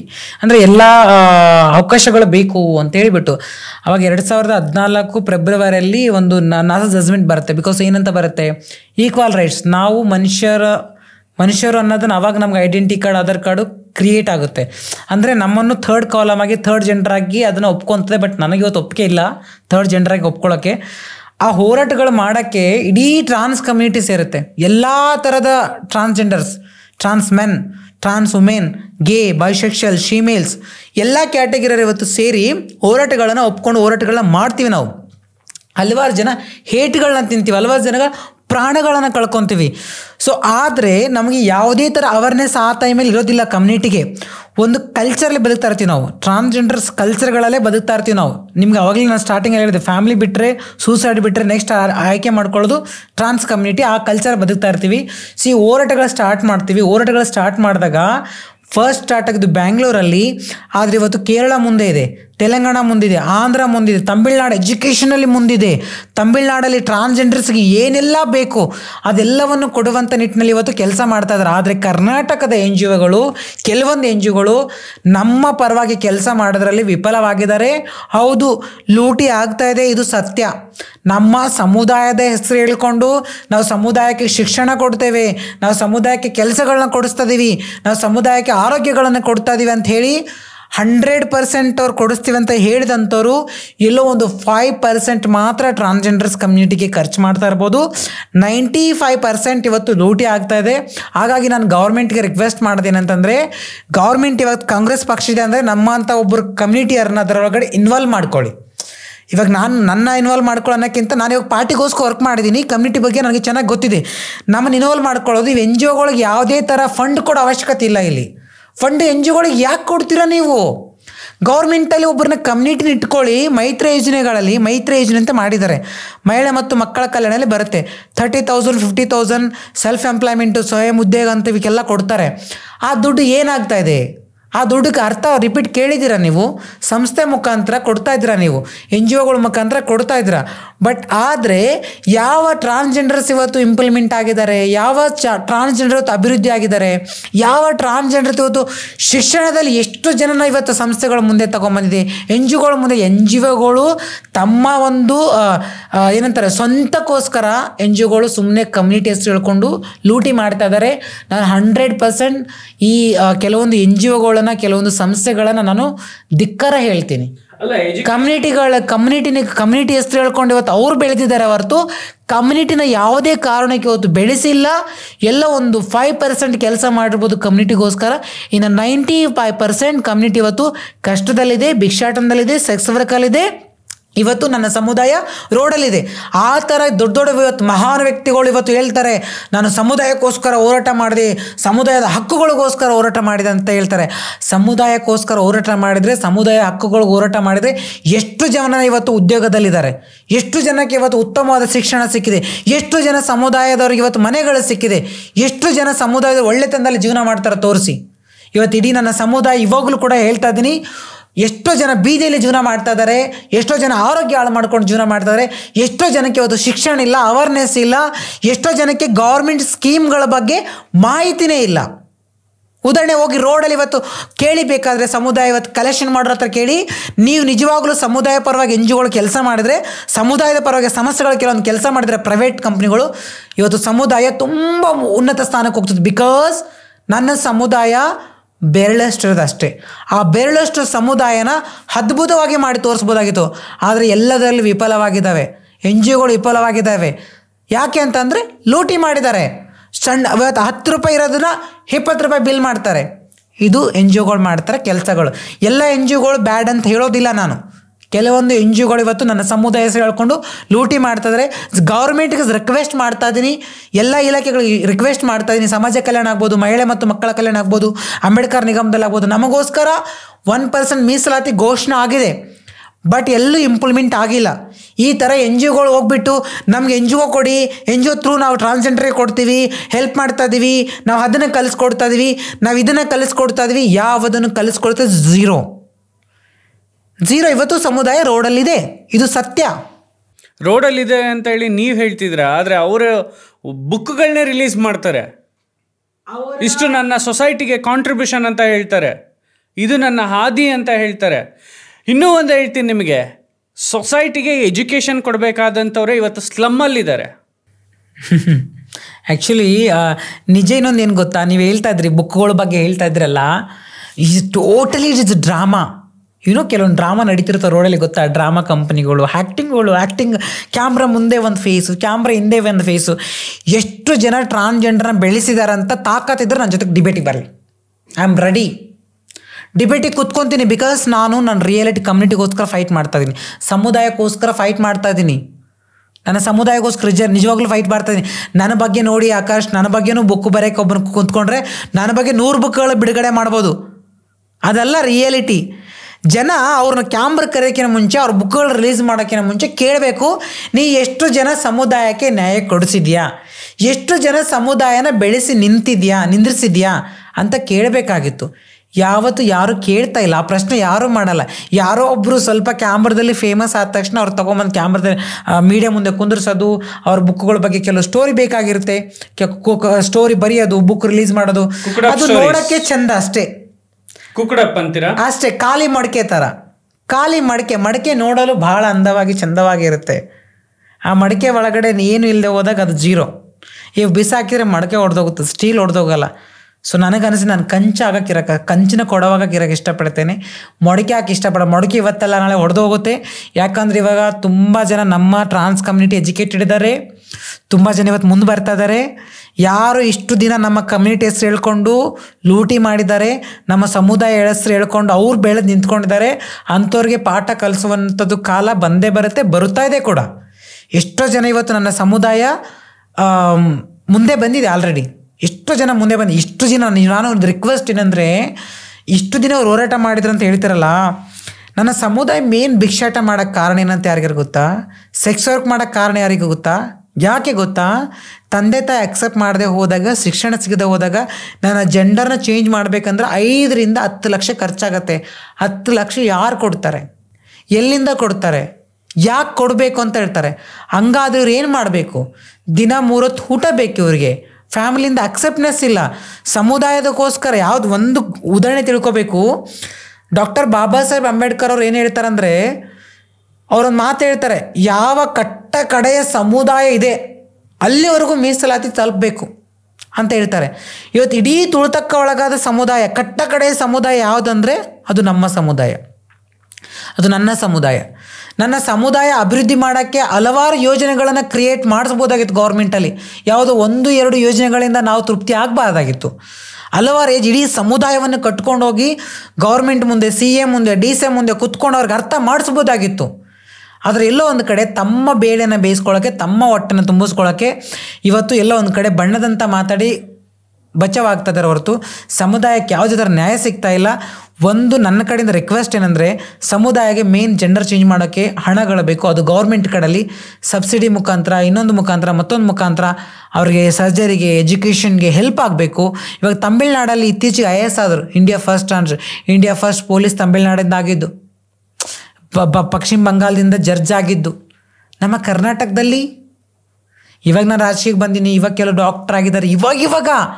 ಬಟ್ ತಮಿಳ್ನಾಡು ಫಸ್ಟ್ ಇದೆ. ಯಾಕೆ? ಅಲ್ಲಿ ತುಂಬ ಪ್ರಾಮುಖ್ಯತೆ ಕೊಡ್ತಾರೆ ಟ್ರಾನ್ಸ್ಜೆಂಡರ್ಗೆ. ಅಲ್ಲಿ ಎಲ್ಲರೂ ಸೇರಿ ಹೋರಾಟಗಾರರು ಅಂತ ಯಾರು ಮಂಗಳಮುಖಿರು ಹೇಳ್ತಾರೆ, ಅವರು ನಿಜವಾದ ಹೋರಾಟಗಳನ್ನು ಮಾಡಿದ್ದಾರೆ. ಮಹಾರಾಷ್ಟ್ರ ತಗೊಳ್ಳಿ, ಶ್ರೀ ಗೌರಿ ಸಾವಂತ್ ಅಂತ ಹೇಳ್ತಾರಲ್ಲ, ಅವರು ಕೂಡ ವೆರಿ ಗುಡ್ ಹೋರಾಟಗಾರ್ತಿಕೆ. ಕಮ್ಯುನಿಟಿ ಪರವಾಗಿ ಓಪನ್ ಸ್ಟೇಟ್ಮೆಂಟ್ ಕೊಡ್ತಾಳೆ, ರಿಯಾಲಿಟಿ ಇದೆ ಅಂತ. ಆಕೆ ಎಲ್ಲಿ ಕೂಡ ಆಕೆ ತನ್ನ ಪಟ್ಟವನ್ನು ತಾನು ಕಟ್ಕೊಳ್ಳಿಲ್ಲ. ಹಣ ಮಾಡಬೇಕಂದ್ರೆ ಆಕೆ 108 ದಾರಿ ಇತ್ತು. ಕರ್ನಾಟಕದಲ್ಲಿ ನಾವು ಫೇಲ್ ಆಗಿದ್ದೀವಿ. ಯಾವ ಒಂದು ಫೇಸ್ನ ಇವತ್ತು ಇಡೀ ಜನ ನಂಬಿದಾರೋ ಆ ಫೇಸ್ ಫುಲ್ ಫೇಕ್ ಅನ್ನೋದು ನಾನು ಪ್ರೂವ್ ಮಾಡಬಲ್ಲೆ. ನಮಗೆ ಟ್ರಾನ್ಸ್ಜೆಂಡರ್ ಮೇಲ್ ಬರಬೇಕು ಅಂದರೆ, ಟ್ರಾನ್ಸ್ಜೆಂಡರ್ ಅಭಿವೃದ್ಧಿ ಹೊಂದಬೇಕಂದ್ರೆ ಅವ್ರಿಗೆ ಜೆಂಡರ್ ಚೇಂಜ್ ಮಾಡೋಕೆ ಅದೇನು ಖರ್ಚಿದೆ ಗೌರ್ಮೆಂಟ್ ಸಬ್ಸಿಡಿ ಮುಖಾಂತರ ಮತ್ತೊಂದು ಮುಖಾಂತರ ಹೆಲ್ಪ್ ಮಾಡಬೇಕು, ಶಿಕ್ಷಣ ಹೆಲ್ಪ್ ಮಾಡಬೇಕು, ಆಮೇಲೆ ಮನೆಗಳ ವ್ಯವಸ್ಥೆ ಮಾಡಬೇಕು, ಮತ್ತು ಕುಟುಂಬದವ್ರು ಒಪ್ಕೊಳ್ಳೋ ರೀತಿಯಲ್ಲಿ ನಮ್ಮ ಸಮುದಾಯಕ್ಕೆ ಆಗಬೇಕು. ಮೇಯ್ನಾಗಿ ಊರು ಒಪ್ಕೋಬೇಕು, ನಾಡು ಒಪ್ಕೋಬೇಕು. ಏನಂತಾರೆ ಊರು, ನಾಡು, ನುಡಿ, ಏನಂತಾರೆ ದೇಶ, ಜನ, ನನ್ನವರು ತನ್ನವರು, ಹಳ್ಳಿ ಲೆವೆಲಿಂದ ಇವತ್ತು ಡೆಲ್ಲಿವರೆಗೂ ನನ್ನ ಸಮುದಾಯವನ್ನು ಒಪ್ಕೊಂಡ್ರೆ ಖಂಡಿತವಾಗ್ಲೂ ಮುಂದಿನ ದಿನಗಳಲ್ಲಿ ಬದಲಾವಣೆ ಭಾಳಷ್ಟು ಆಗುತ್ತೆ.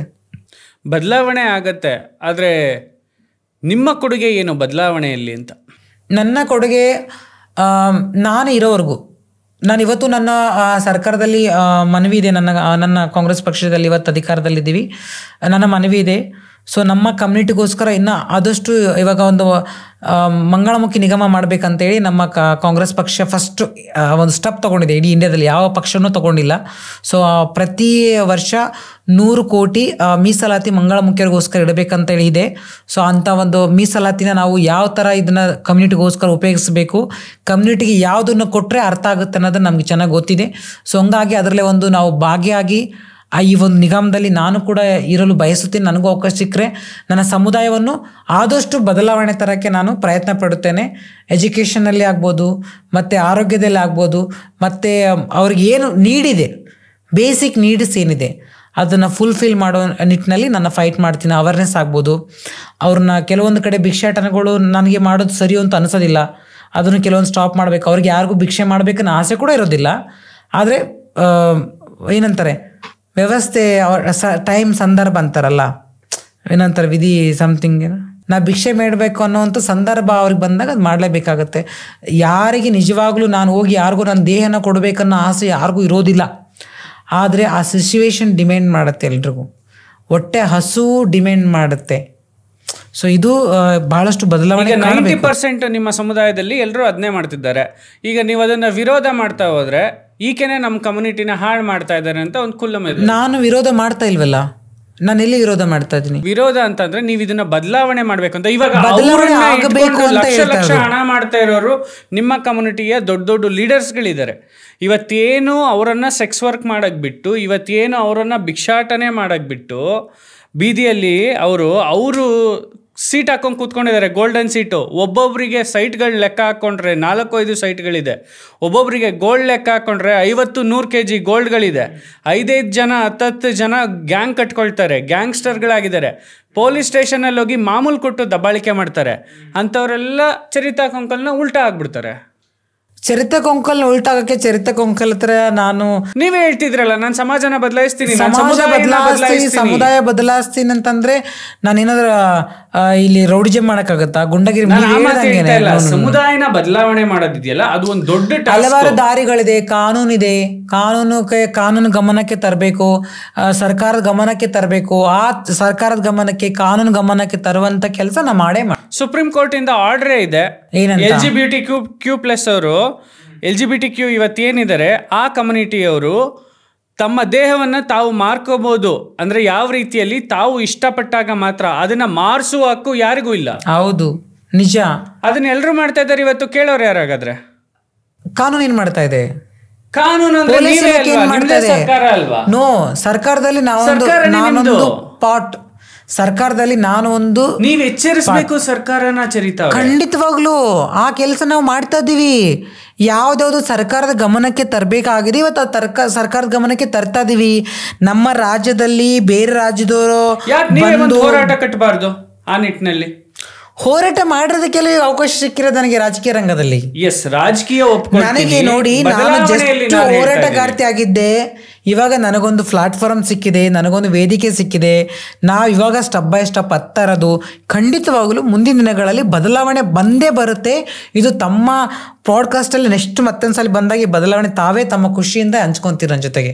ಅಂಥ ಬದಲಾವಣೆ ಖಂಡಿತವಾಗ್ಲೂ ಬಂದೇ ಬರುತ್ತೆ ಮುಂದಿನ ದಿನಗಳಲ್ಲಿ. ಬದಲಾವಣೆ ತನ್ನಿ. ನನ್ನ ಇಚ್ಛೆ ಕೂಡ ಅಷ್ಟೇ. ಯಾರೋ ಮಾಡೋದಕ್ಕಿಂತ ಚರಿತಾ ಕೊಂಕಲ್ನಿಂದನೇ ಅದೊಂದು ಅಭಿಯಾನ ಶುರು ಆದರೆ ಬಹುಶಃ change what you are expecting in the society. Let's all together bring the and change in the request to society. ಪಬ್ಲಿಕ್ಗೆ ನಾನು ರಿಕ್ವೆಸ್ಟ್ ಏನು ಮಾಡ್ತೀನಿ ಅಂತಂದರೆ, ನಿಮಗೆ ಎಲ್ಲಿ ರಿಯಾಲಿಟಿ ಗೊತ್ತಾಗುತ್ತೆ. ಸೊ ಇವರು ಅಲ್ಲ, ಇವರು ಟ್ರಾನ್ಸ್ ಅಲ್ಲ, ಇವ್ರಿಗೆ ನಾವು ಒಪ್ಕೊಳ್ಳೋಕ್ಕಾಗಲ್ಲ ಅಂದರೆ ಪ್ಲೀಸ್ ಅಂಥವ್ರಿಗೆ ನೀವು ಕೊಡಬೇಡಿ ಹಣನ. ಯಾಕಂದರೆ ಅಂಥವ್ರಿಂದ ವ್ಯವಸ್ಥೆಗಳು ಹಾಳಾಗ್ತದೆ. ಯಾರೋ ಬಂದರು ದಬ್ಬಾಳಿಕೆ ಮಾಡಿಲ್ಲ, ನೀವು ಅನ್ಕೊಳ್ತಾರೆ ತಪ್ಪು. ನಿಮ್ಮ ಸಮುದಾಯದ ರಿಯಾಲಿಟಿಯನ್ನು ನಾನು ಹೇಳ್ತೀನಿ ಕೇಳಿ. ನಿಮ್ಮ ಸಮುದಾಯದಲ್ಲಿ ಇವತ್ತು ಯಾರು ಭಿಕ್ಷಾಟನೆ ಮಾಡ್ತಾ ಇದ್ದಾರೆ, ಅವರಿಗೊಬ್ರು ಗುರು ಇದ್ದಾರೆ, ಆ ಮನೆಗೆ ದೊಡ್ಡ ದೊಡ್ಡ ಲೀಡರ್ಗಳಿದ್ದಾರೆ. ಅವರೆಲ್ಲರೂ they are politically connected to some political parties. ಓಕೆನಾ? ದೊಡ್ಡ ದೊಡ್ಡವರ ಇನ್ಫ್ಲೂಯೆನ್ಸ್ DCP ACPಗಳಿಗೆ ಮಾಮೂಲಿ, ಅವರನ್ನು ಭಿಕ್ಷಾಟನೆಗೆ ಬಿಡ್ತಾರೆ. ಅದೆಲ್ಲ ಹೊರಗಡೆ ಬರಬೇಕು ಆಕಾಶ್. ಹೊರಗಡೆ ಬಂದರೆ ನಿಜವಾದ ಅಮಾಯಕ ಟ್ರಾನ್ಸ್ಜೆಂಡರ್ ಲೈಫ್ ಚೆನ್ನಾಗಿರುತ್ತೆ. ಯಾವುದು ನೀವು ಹೇಳಿದ್ದು ಸತ್ಯ, ಇದು ರಿಯಾಲಿಟಿ, ಇದು ಇರೋದು ನಿಜ, ಗುರುಗಳಿರೋದು ನಿಜ, ಇದಕ್ಕೆ ನಾವು ಲೀಡ್ರ್ಗಳು ಅನ್ಸ್ಕೊಂಡವ್ರು ಇರೋದು ನಿಜ. ಇದೆಲ್ಲ ಏನಾಗಿದೆ ಅಂದರೆ ನಾವು ಕಲ್ಚರ್ನ ರೆಸ್ಪೆಕ್ಟ್ ಮಾಡಬೇಕು ಅಂತ ಹೇಳ್ತೀವಿ. ಕಲ್ಚರಲ್ಲಿ ಕೆಲವೊಂದು ಏನಂತಾರೆ ಸಿಸ್ಟಮ್ ಬದಲಾವಣೆ ಆಗಬೇಕು. ಇವಾಗ ಮೊದಲ ಥರ ಹಳೆ ಕಾಲ ಅಲ್ಲ. ಇವಾಗ ಇದು 2024, 1992-93 ಅಲ್ಲ. ಇದು ಭಿಕ್ಷೆ ಬೇಡೋದು ಕಲ್ಚರು ಅಂತ ಹೇಳ್ತಾರೆ ಎಲ್ಲ ಒಂದು ಕಡೆ. ಇವಾಗ ಅಂಗಡಿಗಳಿಗೆ ಹೋಗ್ತಾರೆ. ಭಿಕ್ಷೆ ಬೇಡೋದು ಅಸಹಾಯಕತನ ಅಲ್ಲ. Because when a human being can't resist the pain, ಅವರಿಗೆ ಸಮಾಜದಲ್ಲಿ ಬದುಕೋದಕ್ಕೆ ಬೇರೆ ದಾರಿ ಇಲ್ದನೇನೆ, ಬೇರೆ ಅವಕಾಶಗಳು ಸಿಗ್ದಲೇನೆ ಅವಕಾಶ ವಂಚಿತರಾಗಿ ಭಿಕ್ಷೆ ಬೇಡೋದು. ಭಿಕ್ಷಾಟನೆ is not a culture of hijda. ಅದು ನಿಮಗೆ ನೀವು ಸೃಷ್ಟಿಸ್ಕೊಂಡು ಭಿಕ್ಷಾಟನೆ ಕಲ್ಚರ್ ನಾನು ಹೇಳ್ತಾ ಇಲ್ಲ. ನಾನು ಹೇಳ್ತಾ ಇರೋದು ನಮ್ಮ ಟ್ರಾನ್ಸ್ ಕಮ್ಯುನಿಟಿ ಕಲ್ಚರ್, ಗುರು ಚೇಲ ನಾನಿ, ಈ ಕಲ್ಚರಲ್ಲಿ ನಾವು ಅದರಲ್ಲಿ ಇರಬೇಕು ಅಂತ ಹೇಳಿ. ರೆಸ್ಪೆಕ್ಟೆಡ್ ನಿಮ್ಮ ಕಲ್ಚರ್ನ ಬಗ್ಗೆ I am not commenting here anymore. I respect the culture, the way ಮುಂಚೆಯಿಂದ ಏನು ನಡೆಸ್ಕೊಂಡ್ ಬಂದಿರ. We have respect. ನಾನು ಅದೇ ಹೇಳ್ತಾ ಇರೋದು, ಎಲ್ಲ ಗುರುಗಳು ಕಿಟ್ಟೋರಲ್ಲ. ಇಲ್ಲಿ ಮಿಸ್ಗೈಡ್ ಮಾಡೋರಿದ್ದಾರೆ, ರಾಂಗ್ ರೂಟ್ ಹಿಡಿಸೋರಿದ್ದಾರೆ. ಇಲ್ಲಿ ನನ್ನ ಕಮ್ಯುನಿಟಿಯಲ್ಲಿ ಒಳ್ಳೆಯರಿದ್ದಾರೆ, ಕಳ್ಳರಿದ್ದಾರೆ, ಸುಳ್ಳರಿದ್ದಾರೆ, ಕೊಲೆಗಡಕರಿದ್ದಾರೆ. ಒಂದು ಪುರುಷ ಸಮುದಾಯದಲ್ಲಿ ಹೇಗಿದ್ದಾರೆ, ಒಂದು ಮಹಿಳೆ ಸಮುದಾಯದಲ್ಲಿ ಹೇಗಿದ್ದಾರೆ, ನನ್ನ ಸಮುದಾಯದಲ್ಲಿ ಕೂಡ ಇದ್ದಾರೆ ಅಂತಲೇ ಹೇಳ್ತಾ ಇದ್ದೀನಿ. ಒಳ್ಳೆಯ ಗುರು ಹೇಗಿದ್ದಾರೋ ಕೆಟ್ಟ ಗುರುಗಳು ಕೂಡ ಇದ್ದಾರೆ, ಇಲ್ಲ ಅಂತ ನಾನು ಹೇಳೋದಿಲ್ಲ, ಖಂಡಿತವಾಗ್ಲೂ ಒಪ್ಕೊತೀನಿ ನಾನು. ಆದರೆ ಈ ಭಿಕ್ಷಾಟನೆ ಕಲ್ಚರ್ ಅಂತ ಹೇಳ್ತಾ ಇಲ್ಲ. ಈ ಅಂಗಡಿ ಕಲೆಕ್ಷನ್ಗೆ ಹೋಗ್ತಾರೆ, ಬದಾಯಿಗೆ ಹೋಗ್ತಾರೆ ಅಂತ ಹೇಳಿದ್ನಲ್ಲ, ಅದು ನಮ್ಮ ಕಲ್ಚರ್. ಬದಾಯಿ ಅಂತ ಹೇಳಿದ್ನ ಅದು ನಮ್ಮ ಕಲ್ಚರ್. ಸೆಕ್ಸ್ ವರ್ಕ್ ನಮ್ಮ ಕಲ್ಚರ್ ಅಂತ ನಾನು ಹೇಳ್ತಾ ಇಲ್ಲ. ಸೆಕ್ಸ್ ವರ್ಕ್ ಅನಿವಾರ್ಯತೆ. ಕೆಲವ್ರಿಗೆ ಮಾಡೋಕ್ಕಾಗದೆ, ಭಿಕ್ಷಾಟನೆ ಬೇಡಕ್ಕಾಗದೆ, ಹೌದಪ್ಪ ಒಳ್ಳೆ ಲೈಫನ್ನ ಲೀಡ್ ಮಾಡಿರ್ತಾರೆ. ಇವತ್ತು ನಮ್ಮ ಕರ್ನಾಟಕದ ಒಳ್ಳೆ ವ್ಯಕ್ತಿಗಳು ಮಕ್ಕಳು ಇವತ್ತು ಟ್ರಾನ್ಸ್ಜೆಂಡರ್ ಆಗಿದ್ದಾರೆ. ನಿಮ್ಮ ಕೊಡುಗೆ ಏನು ಅಂತ ನೆಕ್ಸ್ಟ್? ನಾನು ಒಂದು ಒಳ್ಳೆ ರಾಜಕಾರಣ ಆಗಬೇಕು, ಉತ್ತಮ ರಾಜಕೀಯ ವ್ಯಕ್ತಿ ಆಗಬೇಕು. ಸೊ ಕರ್ನಾಟಕದಲ್ಲಿ ಒಂದು ರಾಜಕಾರಣಿ ಹೆಂಗಿರ್ಬೇಕು ಅನ್ನೋದನ್ನು ನಾನು ಒಂದು ತೋರಿಸ್ಕೊಡ್ಬೇಕು. ಬಿಕಾಸ್ ನನ್ನ ಕಲ್ಯಾಣ ಕರ್ನಾಟಕ ಭಾಗದಲ್ಲಿ ತುಂಬ ಹಿಂದುಳಿದ ಭಾಗ ಅದು. ಸೊ ಅಲ್ಲಿ ಇವತ್ತು ತುಂಬ ಕಷ್ಟದಿಂದ ಬದುಕುವಂಥ ಜನ ಇದ್ದಾರೆ. ಸೊ ಮೇಯ್ನಾಗಿ ನನ್ನ ಡಿಸ್ಟ್ರಿಕ್ಟ್ ಯಾದಗಿರಿ ಆಗಿರೋದ್ರಿಂದ ಸೊ ನಾನಲ್ಲಿ ಕೆಲವೊಂದು ಲೀಡರ್ಸು, ಕೆಲವೊಬ್ಬರು ಅಲ್ಲಿ ಇವಾಗಲೂ ಜಾತಿ ತಾರತಮ್ಯ ಇದೆ. ಸೊ ಅದು ಬದಲಾವಣೆ ಮಾಡಬೇಕು. ಮತ್ತು ನನ್ನ ಭಾಗದ ಜನರಿಗೆ ಒಳ್ಳೆಯ ಶಿಕ್ಷಣ ಸಿಗಬೇಕು. ನಾನು ಒಂದು ಅಟ್ಲೀಸ್ಟ್ ಜಿಲ್ಲಾ ಪಂಚಾಯತಿ ಮೆಂಬರ್ ಆದರೂ ಆಗಬೇಕು ಅನ್ನೋದು ನನ್ನ ಆಸೆ ಇದೆ. ಅದಾದಮೇಲೆ ಮುಂದಿಂದು ಯೋಚನೆ ಮಾಡೋಣ. ಆ ಜಿಲ್ಲಾ ಪಂಚಾಯತ್ ಆದರೂ ಒಂದು 28 ಹಳ್ಳಿ ಬರ್ತವೆ. ಅಲ್ಲಿ ಒಂದು ಉತ್ತಮ ರಾಜಕಾರಣ ಆಗಿ ನನ್ನ ಭವಿಷ್ಯನ ರೂಪಿಸ್ಕೊಂಡು ಹಲವಾರು ಜನರ ಭವಿಷ್ಯವನ್ನು ಹುಟ್ಟಾಕುವ ನಿಟ್ಟಿನಲ್ಲಿ ಕೆಲಸ ಮಾಡಬೇಕು ಅನ್ನೋದು ನನ್ನ ಆಸೆ. ಕ್ಯಾನ್ ಯು ಪ್ಲೀಸ್ ಎಲಾಬ್ರೇಟ್ ಉತ್ತಮ ರಾಜಕಾರಣಿ ಅಂತಂದರೆ ನಿಮ್ಮ ಪ್ರಕಾರ ಏನು? ಉತ್ತಮ ರಾಜಕಾರಣಿ ಅಂತಂದರೆ ದಿವಂಗತ ಡಿ ದೇವರಾಜ ಅರಸು ಅವರ ಆದರ್ಶನ, ಅಥವಾ ಸೋಷಿಯಲಿಸ್ಟಿಕ್ ಸಮಾಜವಾದಿ ಪಾರ್ಟಿಯಲ್ಲಿದ್ದಂಥ ಬಂಗಾರಪ್ಪ ಅವರ ಆದರ್ಶನ, KC ರೆಡ್ಡಿ ಅವರ ಆದರ್ಶನ, ಅಥವಾ ಕೆಂಗಲ್ ಹನುಮಂತಯ್ಯ ಅವರ ಆದರ್ಶನ, ಅಥವಾ JH ಪಾಟೀಲ? ಯಾರು ನಿಮಗೆ ಆದರ್ಶ? ನಾನು ಯಾವ ರಾಜಕಾರಣ ಆದೇಶನೂ ತಗೊಳ್ಳಲ್ಲ. ಬಿಕಾಸ್ LGBTQ ಆಗಿ ನಾನು ಫಸ್ಟ್ ಟ್ರಾನ್ಸ್ಜೆಂಡರ್ ಆಗಿರೋದ್ರಿಂದ ನನಗೆ ಹೆಮ್ಮೆ ಇದೆ. ನನ್ನದೇ ಒಂದು ಹೊಸ ದಾರಿಯನ್ನು ರಾಜಕೀಯದಲ್ಲಿ ಹುಟ್ಟಾಕುವಂಥ ಶಕ್ತಿ ನನಗಿದೆ, ಬದಲಾವಣೆ ತರುವಂಥ ಶಕ್ತಿ ಇದೆ. ಸೊ ಯಾರೋ ಒಬ್ಬ ದಿವಂಗತ ರಾಜಕಾರಣಿ ಬದಲಾವಣೆಗಳನ್ನು ತಂದಿದ್ದಾರೆ. ಉಳುವವನ ಒಡೆಯುವ ಇಂದಿರಾ ಗಾಂಧಿಯವರು ಮಾಡಿದರು. ಎಷ್ಟೋ ಬಡವರಿಗೆ ಜಮೀನುಗಳು ಸಿಕ್ತು. ಎಷ್ಟೋ ಭಾಗ್ಯ ಜ್ಯೋತಿ ಮೂಲಕ ಆಗಿನ ಕಾಲದಲ್ಲಿ ಹಳ್ಳಿಗಳಲ್ಲಿ ಬೆಳಕನ್ನು ತಂದರು ಇಂದಿರಾ ಗಾಂಧಿಯವರು. ಸೊ ಅವರೆಲ್ಲ ಮಾರ್ಗದರ್ಶನ ನಾನು ಇಂದಿರಾ ಗಾಂಧಿನ ತೊಗೊತೀನಿ. ಉಕ್ಕಿನ ಮಹಿಳೆ ಅಂತ ಹೇಳ್ತೀವಿ ನಾವು. ದೇಶದಲ್ಲಿ ಪ್ರಪ್ರಥಮ ಮಹಿಳೆ ಪ್ರಧಾನಮಂತ್ರಿ ಇವತ್ತವರೆಗೂ ಯಾರೂ ಆಗಲಿಲ್ಲ. ಸೊ ಆ ನಿಟ್ಟಿನಲ್ಲಿ ನಾನು ಹೆಮ್ಮೆ ಪಡ್ತೇನೆ. ನಾನು ಏನಾದರೂ ಒಂದು ಹೊಸದಾಗಿ ಸೃಷ್ಟಿನ ಮಾಡೋಕೆ, ಅದು ರಾಜಕೀಯದ ಮತ್ತೊಂದು ತಿರುಳು. ಸೊ ನಿಜವಾಗ್ಲೂ ಹೇಳ್ತೇನೆ, ಅವರು ಮಾರ್ಗ ಇವತ್ತು ನನಗೆ ರಾಜಕೀಯವಾಗಿ ಬಹಳಷ್ಟು ಚರ್ಚೆ ಮಾಡೋಕ್ಕೆ ನನಗೆ ಇಂಟ್ರೆಸ್ಟ್ ಇಲ್ಲ. ಆದರೆ ನನ್ನ ಬದಲಾವಣೆ, ನನ್ನಿಂದ ಏನು ಬದಲಾವಣೆ ಆಗುತ್ತಂದರೆ, ನಾನು ಎಲ್ಲಿ ಕಂಟೆಸ್ಟ್ ಮಾಡ್ತೇನೆ ಅಲ್ಲಿ ಭಾಳಷ್ಟು ಬದಲಾವಣೆ ತರ್ತೇನೆ. ಎಜುಕೇಷನ್ ಇಂಪ್ರೂವ್ ಮಾಡ್ತೇನೆ. ಇವತ್ತು ಇಡೀ ಯಾದಗಿರಿ ಡಿಸ್ಟಿಕ್ಕು, ಇಡೀ ಕರ್ನಾಟಕದಲ್ಲಿ ಎಲ್ಲ ಡಿಸ್ಟಿಕ್ಗಳಲ್ಲಿ ಶಿಕ್ಷಣದಿಂದ ಹಿಂದೆ ಉಳಿದಂಥ ಡಿಸ್ಟಿಕ್ ಅದೇನೆ. ಲಾಸ್ಟಿಗೆ ಇವತ್ತು ಮಾರ್ಕ್ಸಲ್ಲಿ ನೋಡಿದ್ರೆ ಆ ಡಿಸ್ಟಿಕ್ಕಿನ ನಾನೊಂದು ವೇಳೆ ನಾನು ಜಿಲ್ಲಾ ಪಂಚಾಯತ್ ಆದರೆ ನಾನು ಕಂಟೆಸ್ಟ್ ಮಾಡುವ ಎಷ್ಟು ಹಳ್ಳಿ ಬರುತ್ತೆ, ಅದಲ್ಲದೆ ಪಕ್ಕದ ಹಳ್ಳಿಗಳು ಕೂಡ ನಾನು ಇಂಪ್ಲಿಮೆಂಟ್ ಮಾಡೋಕ್ಕೆ ಎಜುಕೇಷನ್ನ ಫಸ್ಟ್ ಪ್ರಯತ್ನ ನಂದು ಶಿಕ್ಷಣ ಬಗ್ಗೆ, ಆರೋಗ್ಯ ಬಗ್ಗೆ, ಇವೆರಡೂ ನನ್ನ ಮಾರ್ಗದಲ್ಲಿರ್ತವೆ. ಆಮೇಲೆ ಕುಡಿಯುವ ನೀರು, ಸ್ವಚ್ಛೆಯ ನೀರು ಸಿಗಬೇಕು, ಆರೋಗ್ಯಕರವಾದ ಊಟ ಸಿಗಬೇಕು ಆ ಭಾಗದ ಜನರಿಗೆ. ಇದೆಲ್ಲ ನಾನು ಫೋಕಸ್ ಮಾಡಿ ಮೇನ್ ಶಿಕ್ಷಣ, ಆರೋಗ್ಯದ ಕಡೆ ನಾನು ಭಾಳಷ್ಟು ಗಮನ ಹರಿಸಿ ಭಾಳಷ್ಟು ಬದಲಾವಣೆ ತರುವಂಥ ರಾಜಕಾರಣಿ ಆಗ್ತೀನಿ. ಒಂದು ಚರಿತಾ ಕೊಂಕಲ್ ಅಂದರೆ ಈಗಿರಬೇಕು ಅನ್ನುವಂಥದ್ದನ್ನ ಇಡೀ ರಾಜ್ಯ ರಾಷ್ಟ್ರ ಮಟ್ಟಕ್ಕೆ ನೋಡೋ ಲೆವೆಲ್ಗೆ ನಾನು ಮಾಡಿ ತೋರಿಸ್ತೀನಿ. ಅವಕಾಶವನ್ನು ಸಿಗಬೇಕು ನನಗೆ. ಅವಕಾಶ ಸಿಗಲಿ, ಆದಷ್ಟು ಬೇಗ ನಿಮ್ಮ ಕನಸು ನನಸಾಗಲಿ. ಜೀವನದ ಬಗ್ಗೆ ನಿಮ್ಮ ಅನಿಸಿಕೆ ಏನು? ಈಗಿನ ಜೀವನ ಖುಷಿ ಕೊಡ್ತಿದೆಯಾ ಅಂತ? ಏಕೆಂದರೆ ಟ್ರಾನ್ಸ್ಜೆಂಡರ್ ಆಗೋವರೆಗೂ ನಿಮ್ಗೊಂದು ರೀತಿ ಮನಸ್ಥಿತಿ ಇರುತ್ತೆ, ನಾನು ಹೆಣ್ಣು ಆಗಬೇಕು, ನಾನು ಹುಟ್ಟಿದ್ದು ಹೀಗಲ್ಲ, ನಾನು ಬದಲಾಗಬೇಕು ಅಂತ. ಬದಲಾಗಿದ್ದಾಗಿದೆ. ಇಷ್ಟು ದೂರ ಪ್ರಯಾಣ ಬೆಳೆಸಿದ್ದೀರಾ ನಿಮ್ಮ ಜೀವನದಲ್ಲಿ. 15 ವರ್ಷ ಆಗಿದೆ ನೀವು ಟ್ರಾನ್ಸ್ ವುಮೆನ್ ಆಗಿ. ನಿಮ್ಮದೇ ಆದಂಥ ಒಂದು ದಾರಿ ಹುಡುಕೊಂಡಿದ್ದೀರಾ. ಎಲ್ಲರೂ ಕೂಡ ಅವ್ರದ್ದೇ ಆದಂಥ ದಾರಿನ ಹುಡುಕ್ತಾರೆ. ಸೊ ನಿಮಗೆ ನಿಮ್ಮ ಜೀವನದಲ್ಲಿ ಈಗ ಏನು ಅನ್ನಿಸ್ತಾ ಇದೆ? ಆ್ಯಕ್ಚುಲಿ ನನ್ನ ಲೈಫಲ್ಲಿ ನಾನು ಈ ಬದಲಾವಣೆ ಬೇಕು ಅಂತ ಬಯಸ್ತವಳು. ನಾನು ಹಿಂಗೆ ಒಂದು ಟ್ರಾನ್ಸ್ ವುಮೆನ್ ಆಗಬೇಕು, ಒಂದು ಫೀಮೇಲ್ ಆಗಬೇಕು ಅನ್ನೋಂಥ ಆಸೆ ಇಟ್ಕೊಂಡು ಇಷ್ಟಪಟ್ಟು ಈ ಜೀವನ ಆಯ್ಕೆ ಮಾಡ್ಕೊಂಡಂಥವಳು ನಾನು. ಸೊ ಅದಾದಮೇಲೆ ನಾನು ಪಟ್ಟಂಥ ಕಷ್ಟ ನನ್ನ ದುಶ್ಮನ್ಗೂ ಬೇಡ, ನನ್ನ ವೈರಿಗೂ ಬೇಡ ಅಂತ ಅನ್ನಿಸ್ತದೆ. ಬಿಕಾಸ್ ನಾನು ಇಡುವಂಥ ಪ್ರತಿ ಹೆಜ್ಜೆದಲ್ಲಿ ಕೂಡ ನಾನು ಮುಳ್ಳುಗಳನ್ನು ನೋಡಿದ್ದೀನಿ. ಪ್ರತಿ ಹೆಜ್ಜೆದಲ್ಲಿ ಕೂಡ ನನ್ನ ಕಷ್ಟಗಳು ನೋಡಿದ್ದೀನಿ, ನರಕಗಳನ್ನು ನೋಡಿದ್ದೀನಿ, ಹಿಂಸೆಗಳನ್ನು ನೋಡಿದ್ದೀನಿ. ಸೊ ತುಂಬ ತೊಂದರೆಗಳನ್ನು ನೋಡಿದ್ದೀನಿ. ಅದೆಲ್ಲ ನೋಡಿದಾಗ ನನ್ನ ವೈರಿಗೆ ಕೂಡ ಈ ಒಂದು ಶಿಕ್ಷೆ ಬೇಡ ಅನ್ನೋ ಮಟ್ಟಕ್ಕೆ ನನ್ನ ಜೀವನದಲ್ಲಿ ಕಂಡಿದ್ದೀನಿ ನನಗೆ ಆದಂಥ ತೊಂದರೆಗಳಿಂದ. ಸೊ ಇವತ್ತು ಕೂಡ ಎಲ್ಲೋ ಒಂದು ಕಡೆ ಅನ್ನಿಸ್ಬಿಡುತ್ತೆ, ನಾನು ಏನು, ಯಾಕೆ ನನ್ನ ಲೈಫ್ ಹೀಗಿದೆ ಇವಾಗಲೂ, ಏನು ನಾನು ಇನ್ನೊಬ್ರಿಗೋಸ್ಕರ ಚೇಂಜ್ ಮಾಡೋಕ್ಕೆ ಫೈಟ್ ಮಾಡ್ತೀನಿ, ಇನ್ನೊಬ್ರಿಗೋಸ್ಕರ ಒಳ್ಳೆತನಕ್ಕೆ ಫೈಟ್ ಮಾಡ್ತೀನಿ, ಇನ್ನೊಬ್ರ ಬದಲಾವಣೆಗೋಸ್ಕರ ಬಯಸ್ತಾ ಇದ್ದೀನಿ. ಆದರೆ ಎಲ್ಲೋ ಒಂದು ಕಡೆ ನನ್ನ ಜೀವನ ಇನ್ನೂ ಕೂಡ ಮುಳ್ಳಿನ ಹಾಸಿಗೆ ಆಗಿದೆಲ್ಲ ಅನ್ನೋಷ್ಟು ಭಾಳಷ್ಟು ನನಗೆ ಸಂಕಟ ಆಗುತ್ತೆ, ಫೀಲಿಂಗ್ ಆಗುತ್ತೆ. ಯಾವಾಗಲೂ ಒಂಟಿತನ ಕಾಡುತ್ತೆ ಜೀವನದಲ್ಲಿ. ಯಾರಿಗೋಸ್ಕರ ಈ ಲೈಫ್ ಅನ್ನೋದು ಬಹಳಷ್ಟು ಟೈಮ್ ಅನಿಸಿದೆ. ಭಾಳಷ್ಟು ನೋವುಗಳು ಕೂಡ ಆಗಿದೆ. ಆ ನೋವಿಂದ ಬರೋಕ್ಕೆ ಭಾಳಷ್ಟು ಟೈಮ್ ನಾನು ಪ್ರಯತ್ನ ಪಡ್ತೀನಿ.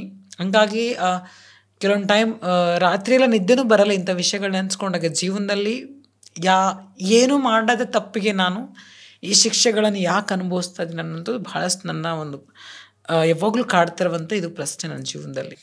What is life according to you? ಜೀವನ ಅಂದರೆ ಏನು ನಿಮ್ಮ ಪ್ರಕಾರ? ಜೀವನ ಅಂದರೆ ತುಂಬ ಅದ್ಭುತವಾಗಿದೆ, ತುಂಬ ಝೀರೋನೂ ಆಗಿದೆ. ಏನಂತಾರೆ, ನಂಬರ್ 1, ನಂಬರ್ 0.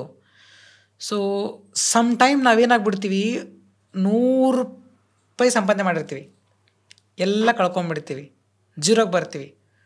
ಆ 0ಗೆ ಬಂದ ತಕ್ಷಣ ಅಂದ್ಕೊಳ್ಳೋದೇನು ಗೊತ್ತಾ, ಮುಗ್ದೋಯ್ತು ನನ್ನ ಲೈಫ್, ಆಯ್ತು ನನ್ನ ಲೈಫ್ ಇಲ್ಲಿ ಏನೂ ಇಲ್ಲ ಅಂತ ಅಂದ್ಕೊಂಡ್ಬಿಡ್ತಾರೆ. ಬಟ್ ನಾನು ಹೇಳೋದು ಒಂದೇನಂತಂದರೆ, ಆ 0ಗೆ ಬಂದಾಗ ಇವಾಗ ಸ್ಟಾರ್ಟ್ ನನ್ನ ಲೈಫ್, ಇವತ್ತು ಸ್ಟಾರ್ಟ್ ನನ್ನ ಲೈಫ್, ಇವತ್ತಿಂದ ಸ್ಟಾರ್ಟ್ ಮಾಡಬೇಕು, ಮತ್ತೆ 1 ರೂಪಾಯಿಯಿಂದ ಸ್ಟಾರ್ಟ್ ಮಾಡಬೇಕು ಅನ್ನುವಂಥ ಗಟ್ಟಿತನ ಕಟ್ಕೋಬೇಕು. ನಾವು 100 ರೂಪಾಯಿ ಸಂಪಾದನೆ ಮಾಡಿ ಕಳ್ಕೊಬೋದು, 1000 ರೂಪಾಯಿ ಸಂಪಾದನೆ ಮಾಡಿ ಕಳ್ಕೊಬೋದು, ಲಕ್ಷ ಸಂಪಾದನೆ ಮಾಡಿ ಕಳ್ಕೊಬೋದು, ಕೋಟಿ ಸಂಪಾದನೆ ಮಾಡಿ ಕಳ್ಕೊಬೋದು. ಆದರೆ ನಿನ್ನತನ, ನಿನ್ನ ಧೈರ್ಯವನ್ನು ಯಾವತ್ತೂ ಕಳ್ಕೊಬಾರ್ದು. ಸೊ ನನ್ನತನ, ನನ್ನ ಧೈರ್ಯ ಕಳ್ಕೊಂಡಿದ್ರೆ ಇವತ್ತು ನಾನು ಇಲ್ಲಿ ಕುಂತ್ಕೊಂತಿರ್ಲಿಲ್ಲ. ನನ್ನತನ, ನನ್ನ ಧೈರ್ಯದಕ್ಕೆ ನಾನು ಎಷ್ಟೇ ಸಾಲಿ ತೆಳಗಡೆ ಬಿದ್ದರೂ ಏಳುವಂಥ ಪ್ರಯತ್ನ ಪಟ್ಟಿದ್ದೀನಿ ನನ್ನ ಜೀವನದಲ್ಲಿ. ನನ್ನ ಯಾರೂ ಕೈ ಹಿಡ್ದು ಎಬ್ಸಿಲ್ಲ ಆಕಾಶ್. ನನಗೆ ಇವನ್ ಬೆನ್ನು ತಟ್ಟಿ ನೀನು ಇದನ್ನು ಮಾಡಿದ್ದು ಸರಿ ಇದೆ, ಈ ದಾರಿಗೆ ಹೋಗು, ಈ ದಾರಿಗೆ ಹೋಗ್ಬೇಡ ಅಂತ ಹೇಳೋರು ಮಾರ್ಗದರ್ಶಕರು ಯಾರು ನನ್ನ ಲೈಫಲ್ಲಿ ಇರಲಿಲ್ಲ. ಇವತ್ತು ಎಷ್ಟೋ ಜನಕ್ಕೆ ತಂದೆ ತಾಯಿ ಇರ್ತಾರೆ, ಅಣ್ಣ ತಮ್ಮ ಇರ್ತಾರೆ, ಸಂಬಂಧಿಕರು ಇರ್ತಾರೆ, ನನ್ನವರು ತನ್ನವರು ಇರ್ತಾರೆ. ಬಟ್ ನನ್ನ ಜೀವನದಲ್ಲಿ ಎಷ್ಟೋ ಸಾಲಿ ನಾನು ಇವತ್ತು ಉನ್ನತ ಸ್ಥಾನಕ್ಕೆ ಹೋಗಿ ಒಳ್ಳೆ ಒಳ್ಳೆ ಸ್ಥಾನದಲ್ಲಿ ಕೂತ್ಕೊಂಡು ಕೆಳಗಡೆ ಬಿದ್ದಾಗೆ ನನಗೆ ಯಾರೂ ಎತ್ತಿಡಿರಲಿಲ್ಲ, ಯಾರೂ ಮಾರ್ಗದರ್ಶಕರಿಲ್ಲ. ನಾನು ಒಂಟಿತನದಿಂದ ನನಗೆ ನಾನೇ ಫೇಸ್ ಮಾಡಿಕೊಂಡು ನಾನೇ ಜೀವನ ರೂಪಿಸ್ಕೊಂಡು ನನ್ನ ದಾರಿಗಳನ್ನು ನಾನೇ ಆಯ್ಕೆ ಮಾಡಿಕೊಂಡೆ. ನಾನು ಎಲ್ಲ ಯುವಕರಲ್ಲಿ ಯುವತಿಯರಲ್ಲಿ ರಿಕ್ವೆಸ್ಟ್ ಮಾಡ್ತೀನಿ, ನೀವು ಯಾವತ್ತೂ ಏನೋ ಒಂದು ಕಳ್ಕೊಂಡೆ, ಏನೋ ಒಂದು ಜೀವನದಲ್ಲಿ ನಾನು ಇದನ್ನು ಪಡ್ಕೋಬೇಕಾಗಿತ್ತು, ಜೀವನದಿಂದ ದೂರ ಆಯ್ತಂತ ಯಾವತ್ತೂ ಯಾರು ಕುಗ್ಬೇಡಿ. ನಿಮಗೆ ನೀವು ಗಟ್ಟಿತನ ತೊಗೊಳ್ಳಿ, ನಿಮಗೆ ನೀವು ಧೈರ್ಯ ತೊಗೊಳ್ಳಿ. ನೀವು ಮನಸ್ಸು ಮಾಡಿದ್ರೆ ಎಲ್ಲನೂ ಸರಿ ಹೋಗುತ್ತೆ. ಯಾರನ್ನ ನೆಂಬಬೇಕಾದ ಅವಶ್ಯಕತೆ ಇಲ್ಲ. ನಿಮ್ಮ ಕಾಲುಗಳು, ನಿಮ್ಮ ಕೈಗಳು, ನಿಮ್ಮ ಛಲವನ್ನು ನೀವು ನೆಮ್ಕೊಳ್ಳಿ. ಯಾರೋ ಏನು ಮಾಡಿಕೊಡ್ತಾರೆ, ಯಾರೋ ಸಂಪಾದನೆ ಮಾಡಿಕೊಡ್ತಾರೆ, ಯಾರೋ ಕೈ ಹಿಡಿದು ನಡೆಸ್ತಾರೆ ಅನ್ನೋವಂಥ ಈ ಒಂದು ಮೂಢನಂಬಿಕೆಯನ್ನು ಬಿಟ್ಬಿಟ್ಟು ನಿಮಗೆ ನೀವು ನಿಮ್ಮ ಲೈಫ್ ಏನಂತ ನೀವು ಹುಡ್ಕೊಂಡ್ರೆ ಅಲ್ಲಿ ನೀವು ಹೀರೋ ಆಗ್ತೀರ, ಹೀರೋನೇ ಆಗ್ತೀರ. ಇನ್ನೊಬ್ರಿಗೋಸ್ಕರ ನಿಮ್ಮ ಲೈಫನ್ನು ನೀವು ಹುಡ್ಕೊಳಕ್ಕೆ ಹೋದರೆ ನೀವು ಟೋಟಲೇ ಜೀರೋ ಆಗ್ತಾ ಹೋಗ್ತೀರ. ಒಂದು ವೇಳೆ ನೀವು ಹೀರೋ ಆಗಿ ಜೀರೋ ಆಗಿದರೆ ಮತ್ತೆ ಹೀರೋ ಆಗುವಂಥ ಕೆಪಾಸಿಟಿ ನಿಮ್ಮಲ್ಲಿರುತ್ತೆ. ಅದನ್ನು ಹುಡ್ಕೊಳ್ಳುವಂಥ ಪ್ರಯತ್ನ ಪ್ರತಿಯೊಬ್ಬರು ಮಾಡ್ಕೋಬೇಕು ಜೀವನದಲ್ಲಿ. What is success according to you? Success ಅಂದರೆ ಏನು? ಗೆಲುವು ಅಂದರೆ ಏನು? ನಿಮ್ಮ ಪ್ರಕಾರ ಏನು ಜೀವನದಲ್ಲಿ ಗೆಲುವು ಅಂತ ಅಂದರೆ? ಹಾಗಾದ್ರೆ ಆಸೆ ಹಲವಾರು ಇರುತ್ತೆ. ಆಸೆ ಗೆಲ್ಲಬೇಕಾದಂತಂದರೆ ಕೆಲವೊಂದು ಬೌಂಡ್ರಿ ಹಾಕೊಂಡ್ಬಿಟ್ಟಿರ್ತೀವಿ. ನಾನು ಇಷ್ಟು ಕೋಟಿ ಕಾರ್ ಯೂಸ್ ಮಾಡಬೇಕು, ನಾ ಇಂಥ ಸಾರಿ ಉಡಬೇಕು, ನಾ ಇಂಥ ಮನೆಯಲ್ಲೇ ಬದುಕಬೇಕು. ಆ್ಯಕ್ಚುಲಿ ಅದೆಲ್ಲ ಗೆಲುವು. 4 ಜನಕ್ಕೆ ನಾನು ಹೊಟ್ಟೆ ತುಂಬಿಸಿದರೆ, 4 ಜನಕ್ಕೆ ನಾನು ಮಾರ್ಗದರ್ಶಕಳಾದರೆ, 4 ಜನಕ್ಕೆ ನಾನು ದಾರಿ ತೋರಿಸುವಂಥವಳಾದರೆ ಅದೇ ನಿಜವಾದ ಗೆಲುವು. ನನಗೆ ಫಸ್ಟ್ ತೃಪ್ತಿ ಸಿಗಬೇಕು. ನಾನು ಮಾಡಿದ ಕೆಲಸಕ್ಕೆ ಹೆಮ್ಮೆ ಅನ್ನಿಸ್ಬೇಕು. ನನಗೆ ನಾನು ಬೆನ್ನು ತಟ್ಕೊಳ್ಳುವಂಥದ್ದು ಒಂದು ಖುಷಿ ಸಿಗಬೇಕು. ಅಲ್ಲಿ ನಾವು ಗೆದ್ದಂಗೆ. 4 ಜನ ಹಸು ನೀಗಿಸಿದ್ರೆ ನಾನು ಗೆದ್ದಂಗೆ. 4 ಜನಕ್ಕೆ ಮಾರ್ಗದರ್ಶಕರಾದ್ರೆ ನಾವು ಗೆದ್ದಂಗೆ. ಒಬ್ಬರು ಲೈಫ್ ಹಾಳು ಮಾಡಿದ್ರೆ ಅಲ್ಲ, ಒಬ್ಬರು ಜೀವನನ ನರ್ಕ ಮಾಡಿದ್ರಲ್ಲ ಗೆಲುವು. ಗೆಲುವು ಅಂದ ತಕ್ಷಣ ನಾನು ಏನೋ ಒಂದು ಕೋಟಿ ಕಾರಲ್ಲಿ ಓಡಾಡಿದೆ ಅಲ್ಲ ಗೆಲುವು. ನಾನೇನೋ ದೊಡ್ಡ ಬಂಗ್ಲೆದಲ್ಲಿದ್ದೆ ಅಲ್ಲ ಗೆಲುವು. ನಾನು ಇರೋದು ಜೀವನದಲ್ಲಿ 4 ಜನಕ್ಕೆ ನಾನು ಏನು ಮಾಡೋಕ್ಕಾಗಿದೆ, ಅದು ನಿಜವಾದ ಗೆಲುವು. ನಾನು ಊಟ ಮಾಡುವ ತಟ್ಟೆದಲ್ಲಿ ಯಾರೋ ಒಬ್ಬರು ಹಸ್ಕೊಂಡು ಬಂದಾಗ ಅವ್ರಿಗೊಂದು ತುತ್ತು ಅನ್ನವನ್ನು ಕೊಟ್ಟು ಅವ್ರಿಗೆ ಹೊಟ್ಟೆ ತುಂಬಿಸಿದ್ರೆ ಅದು ಕೂಡ ನಿಜವಾದ ಗೆಲುವು. ನಾನು ಕುಡಿಯುವ ನೀರಿನಲ್ಲಿ ಯಾರೋ ಒಬ್ಬರು ಬಂದು ನನಗೆ ದಾಹವಾಗಿದೆ, ಒಂದು ಸ್ವಲ್ಪ ನೀರು ಕೊಡ್ತೀರ ಅಂದಾಗ ಅದರಲ್ಲಿ ಅರ್ಧವನ್ನು ಕುಡಿಸಿ ಅವ್ರ ದಾಹ ನೀಗಿಸ್ತೀನಲ್ವ, ಅದು ಕೂಡ ಗೆಲುವೆ. ಗೆಲುವು ಅಂದ ತಕ್ಷಣ ನಾನು ಒಬ್ಬನು ಹೊಡೆದೆ, ಫೈಟ್ ಮಾಡಿದೆ, ನಾನು ಕೋಟಿ ಮನೆ ಕಟ್ಟಿದೆ. No, totally wrong. ಅದೆಲ್ಲ ಸಾಧನೆ ಮಾಡಬೇಕು ಅನ್ನೋ ಛಲ ಇರಬೇಕು. ಯಾವ್ಯಾವ ಸಾಧನೆ ಯಾರ್ಯಾರು ಸಿಗುತ್ತೆ ಹೇಳೋಕ್ಕಾಗಲ್ಲ. ಆ ಸಾಧನೆ ಮಾರ್ಗದಲ್ಲಿ ನಡಿಬೇಕು. ಯಾರೊಬ್ಬರು ರಾಜಕಾರಣಿ ಆದ ತಕ್ಷಣ ನಾನು ರಾಜಕಾರಣಿ ಆಗ್ತಾನೆ ಅನ್ನೋಕ್ಕೆ ಸಾಧ್ಯ ಇಲ್ಲ. ಯಾರೊಬ್ಬರು ಫಿಲಿಮ್ ಹೀರೋ ಆಗಿದ್ದಾನೆ ಅಂದ ತಕ್ಷಣ ನಾನು ಆಗ್ತಾನೆ ಅನ್ನೋಕ್ಕೆ ಸಾಧ್ಯ ಇಲ್ಲ. ನನ್ನ ಒಂದು ಅರ್ಹತೆ ಏನು, ನಾನು ಯಾವುದನ್ನು ಮಾಡಿದ್ರೆ ನನಗೆ ನೆಮ್ಮದಿದೆ, ಯಾವುದ್ರಲ್ಲಿ ನಾನು ಸಕ್ಸಸ್ ಕಾಣ್ತೀನಿ, ಅದನ್ನು ಹುಡ್ಕೊಳ್ಳುವಂಥ ಪ್ರಯತ್ನ ಮಾಡಬೇಕು. ಕೆಲವರು ಜನ ದಾರಿ ತಪ್ಪುವಂಥ ಕೆಲಸಗಳಾಗುತ್ತೆ. ಇಲ್ಲ ಯಾರೋ ಒಬ್ಬನು ನನ್ನ ಫ್ರೆಂಡ್ ಇವತ್ತು ಇದು ಮಾಡಿದ, ನಾನು ಇದನ್ನು ಮಾಡಬೇಕು ಅಂಥೇಳಿ ತುಂಬ ಕೈ ಸುಟ್ಕೊಳ್ಳುವಂಥ ಕೆಲಸಗಳಾಗುತ್ತೆ. ಯಾರೋ ಒಬ್ಬ ಬಿಸ್ನೆಸ್ ಮಾಡಿದ್ದಾನೆ, ರೆಸ್ಟೋರೆಂಟ್ ಮಾಡಿದ್ದಾನೆ, ನಾನು ಮಾಡಬೇಕು, ಆ ಥರ ಯಾವತ್ತೂ ಮಾಡಬೇಡಿ. ನಿಮಗೆ ಏನು ಆಗುತ್ತೆ, ನೀವೇನು ಮಾಡಬಲ್ಲೆರು ನೋಡಿ. ಕಳ್ತನ ಮಾಡಿದರೆ ತಪ್ಪು, ಮೋಸ ಮಾಡಿದರೆ ತಪ್ಪು, ತಲೆ ಹೊಡೆದ್ರೆ ತಪ್ಪು, ತಲೆ ಹಿಡಿದ್ರೆ ತಪ್ಪು, ಓಕೆ, ಅದೆಲ್ಲ ತಪ್ಪು. ಆದರೆ ದುಡ್ಡು ತಿನ್ನೋ ತಪ್ಪೇ ಅಲ್ವೇ ಇಲ್ಲ. ನೀನು ಕೂಲಿ ಕೆಲಸ ಮಾಡ್ತೀಯೋ, ನೀನು ಗಾರೆ ಕೆಲಸ ಮಾಡ್ತೀಯೋ, ನೀನು ಏನೇ ದುಡಿಮೆ ಮಾಡ್ತೀಯೋ, ಕಾಯಕವೇ ಕೈಲಾಸ ಅಂತ ಹೇಳ್ತಾರೆ ಬಸವಣ್ಣವರು. ಸೊ ಹಂಗಾಗಿ ನೀವೇನು ಕಾಯಕ ಮಾಡ್ತೀರಾ ಅದರಲ್ಲಿ ತೃಪ್ತಿ ಮಾಡಿ ನೆಮ್ಮದಿಯಾಗಿರೋದನ್ನ ಆಸೆ ಪಡಬೇಕು ಹೊರತು ಇನ್ನೊಬ್ಬರ ಬಗ್ಗೆ ಥಿಂಕ್ ಮಾಡಿ ಅವರು ಹಾಗಿದ್ದಾರೆ ಹೀಗಿದ್ದಾರೆ ನಾನು ಆಗಬೇಕು ಅನ್ನೋದಕ್ಕೆ ಹೋಗಿ ಲೈಫ್ನ ಹಾಳು ಮಾಡ್ಕೋಬೇಡಿ ಅನ್ನೋದು ನನ್ನ ಒಂದು ರಿಕ್ವೆಸ್ಟ್. ಕಳಬೇಡ, ಕೊಲ್ಲಬೇಡ, ಹುಷಿಯ ನುಡಿಯಲು ಬೇಡ, ಅನ್ಯರಿಗೆ ಅಸಹ್ಯ ಪಡಬೇಡ, ಇದೇ ನಿನ್ನ ಅಂತರಂಗ ಸುದ್ದಿ, ಇದೇ ನಿನ್ನ ಬಹಿರಂಗ ಸುದ್ದಿ ಅಂತ 12ನೇ ಶತಮಾನದಲ್ಲಿ ಬಸವಣ್ಣವರು ಹೇಳ್ತಾರೆ. ಸೊ ಯಾಕೆ ಹೇಳ್ತಾರೆ ಈ ಮಾತುಗಳಂತಂದರೆ ನೋಡಿ, ಬಸವಣ್ಣವ್ರ ತತ್ವ ಎಷ್ಟು ಚೆನ್ನಾಗಿದೆ, ಎಷ್ಟು ಅದ್ಭುತವಾಗಿದೆ ಅಂದರೆ ಅವರು ಜಾತಿ ತಾರತಮ್ಯ ಮಾಡಲ್ಲ, ಲಿಂಗ ತಾರತಮ್ಯ ಮಾಡಲ್ಲ. ಸೊ ಹಂಗಾಗಿ ಅಲ್ವಾ ಅಕ್ಕ ಮಹಾದೇವರಿಗೆ 12ನೇ ಶತಮಾನದಲ್ಲಿ ಅವ್ರಿಗೆ ಆ ಒಂದು ಹಾಲಲ್ಲಿ ಅವರು ಕೂದಲ ಅವರ ಒಂದು ಕೇಶ ಇದರಿಂದ ಮೈನ ಮುಚ್ಕೊಂಡು ಹೋಗ್ತಾರೆ. ಹಾಲಲ್ಲಿ ಒಂದು ಸಭಾಂಗಣದಲ್ಲಿ ಪ್ರವೇಶ ಮಾಡ್ತಾರೆ. ಅಲ್ಲಿ ಅವಕಾಶವನ್ನು ಕೊಟ್ಟರು ಬಸವಣ್ಣವರು. ಯಾಕೆ? ಲಿಂಗ ತಾರತಮ್ಯ ಇರಲಿಲ್ಲ, ಜಾತಿ ತಾರತಮ್ಯ ಇರಲಿಲ್ಲ. ಸೊ ಆ ಒಂದು ನಿಟ್ಟಿನಲ್ಲಿ ಇವತ್ತು ನಾನು ಕೂಡ ಅಷ್ಟೇ ತುಂಬ ಹೆಮ್ಮೆಯಿಂದ ಬಸವಣ್ಣರ ತತ್ವ ಫಾಲೋ ಮಾಡೋದಾಗ್ಬೋದು, ಬುದ್ಧನ ಶಾಂತಿ ಫಾಲೋ ಮಾಡೋದಾಗ್ಬೋದು, ಡಾಕ್ಟರ್ ಬಾಬಾ ಸಾಹೇಬ್ ಅಂಬೇಡ್ಕರ್ ಅವರ ಒಂದು ಸಂವಿಧಾನವನ್ನು ಫಾಲೋ ಮಾಡೋದಾಗೋದ್ರಲ್ಲಿ ಇದ್ರಲ್ಲಿ ನನಗೆ ತುಂಬ ಹೆಮ್ಮೆ ಇದೆ, ನೆಮ್ಮದಿ ಇದೆ. ಇವತ್ತು ಸಂವಿಧಾನ ಇಲ್ಲದೆ ಹೋದರೆ ನಾವು ಯಾರೂ ಇಲ್ಲ, ನೀವು ಯಾರೂ ಇಲ್ಲ. ಇವತ್ತು 33% ಮಹಿಳೆಯರಿಗೆ ಮೀಸಲಾತಿ ಇಂಪ್ಲಿಮೆಂಟ್ ಆಗಿದೆ. ಸೊ ಇಷ್ಟು ವರ್ಷ ಬೇಕಾಗಿತ್ತಾ? ಡಾಕ್ಟರ್ ಬಾಬಾ ಸಾಹೇಬ್ ಅಂಬೇಡ್ಕರ್ ಅವರು ಯಾವಾಗೋ ಸೃಷ್ಟಿ ಮಾಡಿದ್ದಾರೆ, ಕೊಡಬೇಕು ಮಹಿಳೆಯರಿಗೆ ಅಂತೇಳಿ, ಮಹಿಳೆಯರಿಗೆ ಪ್ರಾಮುಖ್ಯತೆ ಕೊಡಬೇಕಂತೇಳಿ. ಸೊ ಇವತ್ತು 1% ಮೀಸಲಾತಿಗೋಸ್ಕರ ನಮಗೆ ನಾವು ಇವತ್ತು ಹೋರಾಟಗಳು ಮಾಡಬೇಕಾಗಿತ್ತು, ಬೀದಿಗಿಡಬೇಕಾಗಿತ್ತು. ಅದು ಅವಶ್ಯಕತೆನೇ ಇರಲಿಲ್ಲ. ನಮ್ಮನ್ನು ಯಾವತ್ತೂ ಮನುಷ್ಯರಾಗೇ ಕಾಣಲಿಲ್ಲ ಸಮಾಜ. ಸೊ ಇವತ್ತು ನೀವು ಹೀಗೆ ಅನ್ನೋದಕ್ಕಿಂತ ನೀವು ಹೇಗೆ ಅನ್ನುವಂಥದ್ದು ಕೂಡ ಯೋಚನೆ ಮಾಡಬೇಕಾಗುತ್ತೆ. ಹಾಲಲ್ಲಾದರೂ ಹಾಕು, ನೀರಲ್ಲಾದರೂ ಹಾಕು ರಾಘವೇಂದ್ರ, ಹಾಲಲ್ಲಿ ಕೆನೆಯಾಗಿ ನೀರಲ್ಲಿ ಮೀನಾಗಿ ಹಾಯಾಗಿರುವೆ ರಾಘವೇಂದ್ರ, ಬಿಸಿಲಲ್ಲೇ ಒಣಗಿಸು ನರಳಲ್ಲೇ ತಂಪಿಸು ರಾಘವೇಂದ್ರ, ಬಿಸಲಲ್ಲಿ ಬಿಸಲಾಗಿ ನರಳಲ್ಲಿ ಇಂಪಾಗಿ ನಗು ನಗುತ್ತಾ ಇರುವೆ ರಾಘವೇಂದ್ರ, ಹಾಲಲ್ಲಾದರೂ ಹಾಕು ನೀರಲ್ಲಾದರೂ ಹಾಕು ರಾಘವೇಂದ್ರ, ಹಾಲಲ್ಲಿ ಕೆನೆಯಾಗಿ ನೀರಲ್ಲಿ ಮೀನಾಗಿ ನಗು ನಗುತ್ತಾ ಇರುವೆ Raghavendra. Thank you. Hope so ಭಾಳ ಖುಷಿಯಾಗಿ ಬಂದ್ರಿ. ನನ್ನ ಮಾತುಗಳು ನಿಮ್ಗೆ ಯಾವುವು ಹರ್ಟ್ ಆಗಿಲ್ಲ ಅಂತ ಅಂದ್ಕೊಳ್ತೀನಿ. ನಾನು ಏನೇ ಮಾತಾಡಿದರೂ ಕೂಡ ಕೇವಲ ನೋಡುಗರ ದೃಷ್ಟಿಯಿಂದ ಹಾಗೆ ಸಮಾಜದ ದೃಷ್ಟಿಯಿಂದ ಇವತ್ತೇನು ನಡೀತಾ ಇದೆ ಅದನ್ನು ಮಾತ್ರ ರಿಯಾಲಿಸ್ಟಿಕ್ ಆಗಿ ನಾನು ನಿಮ್ಮ ಹತ್ರ ಕೇಳೋದಕ್ಕೆ, ನಿಮ್ಮ ಒಪಿನಿಯನ್ನ ಪಡ್ಕೊಳ್ಳೋದಕ್ಕೆ ಬಯಸಿದ್ದೀನಿ ಹೊರತು ಯಾವುದನ್ನು ಪರ್ಸ್ನಲ್ ಆಗಿ ತೊಗೊಳ್ಬೇಡಿ ಅಂತ ಹೇಳ್ತಾ ಸೊ ಇಲ್ಲಿಗೆ ನನ್ನ ಪಾಡ್ಕಾಸ್ಟ್ನ ಮುಗಿಸ್ತಾ ಇದ್ದೀನಿ. Thank you so much for sharing screen with me. Thank you so much. ತುಂಬ ಧನ್ಯವಾದ, ಹೃದಯದಿಂದ ಧನ್ಯವಾದ ಹೇಳ್ತಾ ಇದ್ದೀನಿ. ತುಂಬ ಸಂತೋಷ ಆಯಿತು. ನಿಮ್ಮ ಪಾಡ್ಕಾಸ್ಟಲ್ಲಿ ಭಾಳಷ್ಟು ಮಾತುಗಳನ್ನು ಆಡಿದ್ವಿ, ಭಾಳಷ್ಟು ವಿಚಾರಗಳನ್ನು ಶೇರ್ ಮಾಡಿದ್ವಿ. ತುಂಬ ಸಂತೋಷ ಆಗ್ತದೆ. ಖಂಡಿತವಾಗಲೂ ಯಾವುದು ಪರ್ಸ್ನಲ್ ಅಲ್ಲ. ನಾವು ಇಲ್ಲಿ ನನ್ನ ಜೀವನದ ಘಟನೆಗಳು ನಿಮ್ಮ ಜೊತೆಗೆ ಹಂಚ್ಕೊಂಡಿದ್ದೀನಿ ನಿಮ್ಮ ಪಾಡ್ಕಾಸ್ಟಲ್ಲಿ. ಮತ್ತು ನಿಮಗೂ ನಿಮ್ಮ ವೀಕ್ಷಕರಿಗೆ ಎಲ್ರಿಗೂ ಧನ್ಯವಾದ ನನ್ನ ಕಡೆಯಿಂದ. Thank you. Thanks for watching this wonderful episode. So ಇದೇ ರೀತಿ ಪ್ರತಿಯೊಂದು ಎಪಿಸೋಡನ್ನು ಕೂಡ ವಿನೂತನವಾಗಿ ವಿಶೇಷವಾಗಿ ನಿರ್ಮಾಣ ಮಾಡ್ತಾ ಇದ್ದೇವೆ. ಇದಕ್ಕೆ ನಿಮ್ಮೆಲ್ಲರ ಸಹಕಾರನೂ ಇರಲಿ.